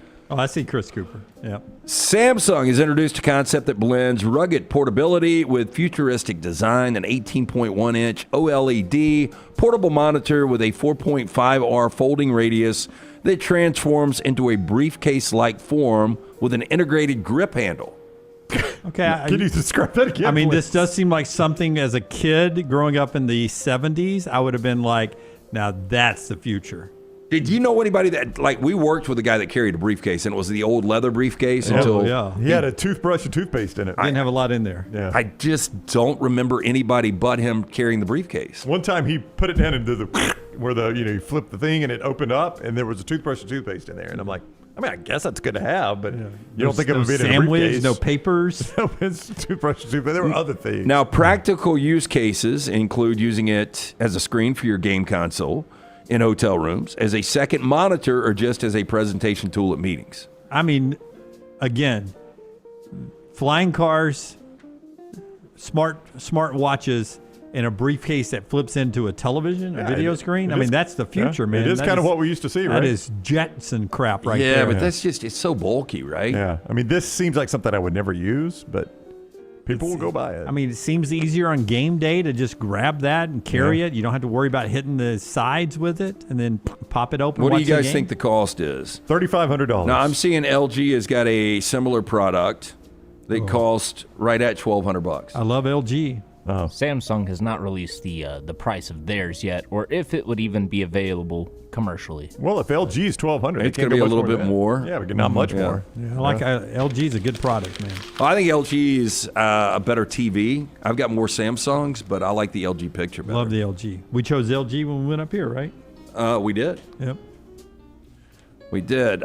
Swan took police on a wild chase Friday morning in Orlando. City said the Swan is doing okay after it was returned to its original home. Now, it happened around 7:45 a.m. Highway cameras captured the entire incident. Many people were wondering how the Swan ended up on the 408, as you see right there. According to the Orlando Commissioner, Patty Sheehan, quote, there are some lakes in the area. There's a swan population where people are keeping them. It's very easy for one of these animals to fly onto major highways, things like that. Unfortunately, I see the swans that get run over on 280 a lot. Yeah, the geese will shut down 280. Yeah, they'll shut down 280 occasionally, but to Lance's point, sometimes you'll go through there and you're like, that one geese didn't shut 280 down. Well, somebody wasn't waiting. He gave his life. He gave his life for the rest of the pack. I'll catch myself on those back roads between my neighborhood and 280, and they're walking across a lot, and it'll hold up traffic for 10 minutes. Oh, yeah. They get in no hurry. What's your rule? What's your rule there? I wait on them. I'm not going to run them over. You can't kill one of God's I creations. mean, I catch myself not trying to kill a squirrel if it runs in. I'm not going to swerve out of the way, but I always look back to make sure I didn't hit it. And I may be wrong about this, but the internal detection devices of a squirrel, I think you're helping the squirrel best if you just drive straight. Oh, you're probably right. Because when you swerve, now you're bringing in a probability he's not counting on. Well, they're very indecisive. Yeah, it feels like more often than not, the squirrel doubles back into trouble. Yeah. Like a lot of times, the squirrel will be mostly across the road. I'm coming and he doubles back in front of me rather than just gun it and get to the curb. They would, if they could teach themselves, just stay off concrete, they would have the lifespan would really get out there. Just worry about Eagles and Hawks at that point. Yeah. Yeah. Not Falcons, because they don't ever Dunaway, you weren't here last Monday, but we've got a new game that we play on Monday's edition of Trash. It's called Monday's Mugshots. Now, for this week's edition of Monday's Mugshots, contestants, I sent one to Taylor last night. I hope it's in here. Must look and guess what weird weapon was allegedly used during this assault or so battery. we got weapons this week, Tyler. Yeah, we've got a collection of weird weapons that one could use in an assault. Okay. And I will have to give you the list of weapons because there's no chance you will. Okay. You guys are how do you know? this time. Let's do some creativity. Don't give it to us yet. Don't give us. I think the interesting thing is us guessing. Okay. Is it a different weapon in every single one? Yep. Okay. I think you undervalue our. We have done trash now for together 15 years. For 15 years. I think I've heard every weapon you could possibly use. We'll probably knock all these out. Yeah, I've got 4. How many different ones we have? 5. 5? Okay. You have 5 written down? Okay. All right. Okay, I've got 5 weapons. That is 100%. That's Jason Kelsey, by the way, without a haircut. Jason Kelsey. I am going to go, just because you said it's outlandish, I'm going to go with the old ball and chain. You think ball and chain? I wrote down, my first choice for this guy was nunchucks. I've got nunchucks, but I'm saving it. I'm going to go crossbow on this one. Killed with a crossbow. None of those are even in the lineup today. Okay. Wow. Now we mark those off. All right. A pipe wrench. No. Oh, okay. Okay, tell us what this one is. So this guy beat somebody up with a guitar. Wow. So that's not that outlandish, but it'd be tough to guess. Oh, I can see it now. He's Angry Riley Green. With a big 3-day growth. A guitar. Okay. Guitar. All right. It's number 2. Oh my gosh. A hash pipe. No. Okay. Wow. I am going to go a flip-flop. No, but that is a good guess. I can see it. I'm going machete on this guy. Wow. It seems too mainstream for Tyler's game here. Doesn't seem violent. Yep. Still yet to name anything that's an option today. Wow. This guy assaulted someone with a weed whacker. Wow. Oh, hey, now, that was very close to happening at my house one time. Wow. Really? Yeah. What was your Yeah, dad please- mad about? please No, it was explain not my dad. here. It was not my dad. So, you guys, I don't know if y'all ever did this. By the but- way, over the weekend I saw somebody sent me a video of the leaf blower that is silent now. Oh, really? Yeah. Silent, but it doesn't blow leaves worth of crap. It looks like it does. So, did you guys ever do the homecoming floats? Did y'all do a homecoming float? Yeah. So, my brother's senior year, they did it in the garage at my house. You always had to do it somewhere you could secure it because there were pranks every night, right? So, it was in the garage at my house. And as they were doing it, the juniors came by to try to, water balloon or egg the float. That was what you did back in the 80s. And so a lot of my brother's friends ran out to, throw water balloons back at them or eggs or whatever was there. I don't know. And randomly, one of my brother's friends picked up the weed eater, somehow cranked it, which weed eaters, I mean, it's hard to crank those things quickly. Yeah. Somehow cranked it quick and goes running to the street. And all you can hear is as he runs to the street. And, my parents are like, my God, if he had hit somebody with that weed whacker, what's going to happen to us? We're going to get sued for that. So they had to have a little talk with my brother's it friends. just gives you a little whelp. Oh, yeah. I bet it. If you hit somebody in the eyes, Hit you in the a little eyes bit could be different. worse than that. What's next, Tyler? Oh, a toaster. Toaster. Yeah. Oh, hey, she got that split lip though. Yep, I could see the toaster over the head. Yeah. I'm going to say she hit him with a potion. A potion. Cruella DeVille. She needs those got them roots Dalmatians. done. Needs to go see our man Roni. I think irony here. It's going to be a shampoo bottle. Incorrect. It was a hammer. Oh, He beat somebody up with a hammer. Does not play. Now, is it dull or claw end? It did not say what kind of hammer it was. Take a scalp off with the other one. That also happened in Saks, by the way. Somebody got beat by a hammer. Oh, man. This is an AI guy. He doesn't even look real. Yeah, he really So doesn't. He's surprised to be in this mugshot mugshot. I pulled had such a low resolution that I had to upscale it. So there's some unnatural looking smoothing in there. Yeah. Real eyebrows, though? Or did you have to paint those on because he used a flamethrower? Oh, that one with a flamethrower. I'm gonna go spear gun, Florida man here. Okay, he had a spear gun for fishing. I'll go screwdriver. Phillips head. Baby wipes. Baby wipes. I heard they were dangerous. Not going to do the job. Yeah. Beat somebody with a container of baby Boy, wipes. you're going to have to beat a long time to get Yeah. somebody out with Yeah. baby wipes. Oh, my wow. gosh. Hungover Joe Namath. Yeah, I can see that a little With bit. a bad wig. I am going to go belt, old school belt. Yeah, that's a good call of that. I'm one, shocked he ladies. had a belt at his disposal, but I'm going belt. He wasn't wearing it. He was just saving it to beat somebody with. Trusty 5-iron, the golf club. All right. Somebody says, Scott says Maury Povich had a bad run. Oh, that is Maury Povich. That's a good call. Very Yeah. good, Scott. Very good, Scott. Irony club. here, pregnancy test. He beat somebody with a pregnancy test. Dang, that'd be. I don't know how you would do Well, that. you did it with baby wipes in the last I mean, guy. that little that bar you piss on or whatever, you could stab somebody in the Yeah, eye with it. absolutely. Whip somebody Yeah, with it. whip them with it. So this guy assaulted someone with a can of Fancy Feast cat food. Wow. So Boy, that do thing that. like a throwing dart. Do you screw guys my remember cat. when we had the GoFundMe and it got up to like $500 for me I to eat do. a can of Fancy Feast? I do. What was it going to have to get to? 3,000? I think I was ready to do it a couple of thousand. I think it might have gotten really close, and then when I was ready to do it, they pulled out. That is Trash Today, brought to you by our friends at Mortgage Right. They are the mortgage experts. Look, no cost or obligation, just to find out what you might qualify for. 205-900-7200 or mortgageright.com. Last Thought Today, brought to you by a couple of great sponsors. Our friends at Champy's World Famous Fried Chicken, champyschicken.com on Highway 119 in Alabaster. You can't beat Sterling and the crew there. Great Mississippi Delta recipe tamales and so much more. Check it out and all the wonderful side. The chicken is cooked to order. It's not under a lamp. Cooked to order. champyschicken.com, Highway 119 in Alabaster. And Brownie also by our friends at mybookie.ag. Get into the games tonight with mybookie.ag. Yeah, last check of some of the college basketball games tonight, NCAA tournament games. You've got some pretty good ones here. Playing for a championship, Furman, a 1.5-point favorite. Arkansas State, you mentioned that one in the Sun Belt, up to a 2.5-point favorite over Troy in the Sun Belt Championship. Winner goes to the NCAA tournament in both those. MyBookie.ag can make you a winner. Here's the sign-up bonus right now. 50% sign-up bonus up to $1,000 in the sports book, and they will add in a $10 casino chip. All when you use code NEXTROUND. That is code NEXTROUND at mybookie.ag. Bet anything, anytime, anywhere with mybookie.ag. Alabama's win over Auburn. You can catch it on the replay. You can catch it on the podcast, including our interview with Labaron Philon, or on the basketball show. Our final thought includes Russell Henley coming back to win the Arnold Palmer, former Georgia golfer. SEC power, Jim. You knew it already, didn't you? Top 10 in 10 events last year, the most without a win. A name to watch when we get to Augusta. Also names to watch when we get to Augusta. Sergio Garcia, who wins in the LIV event over the weekend, and Phil Mickelson, who finished third in the LIV event. Those two good guys are good at Augusta. They both won there. Players Championship this week?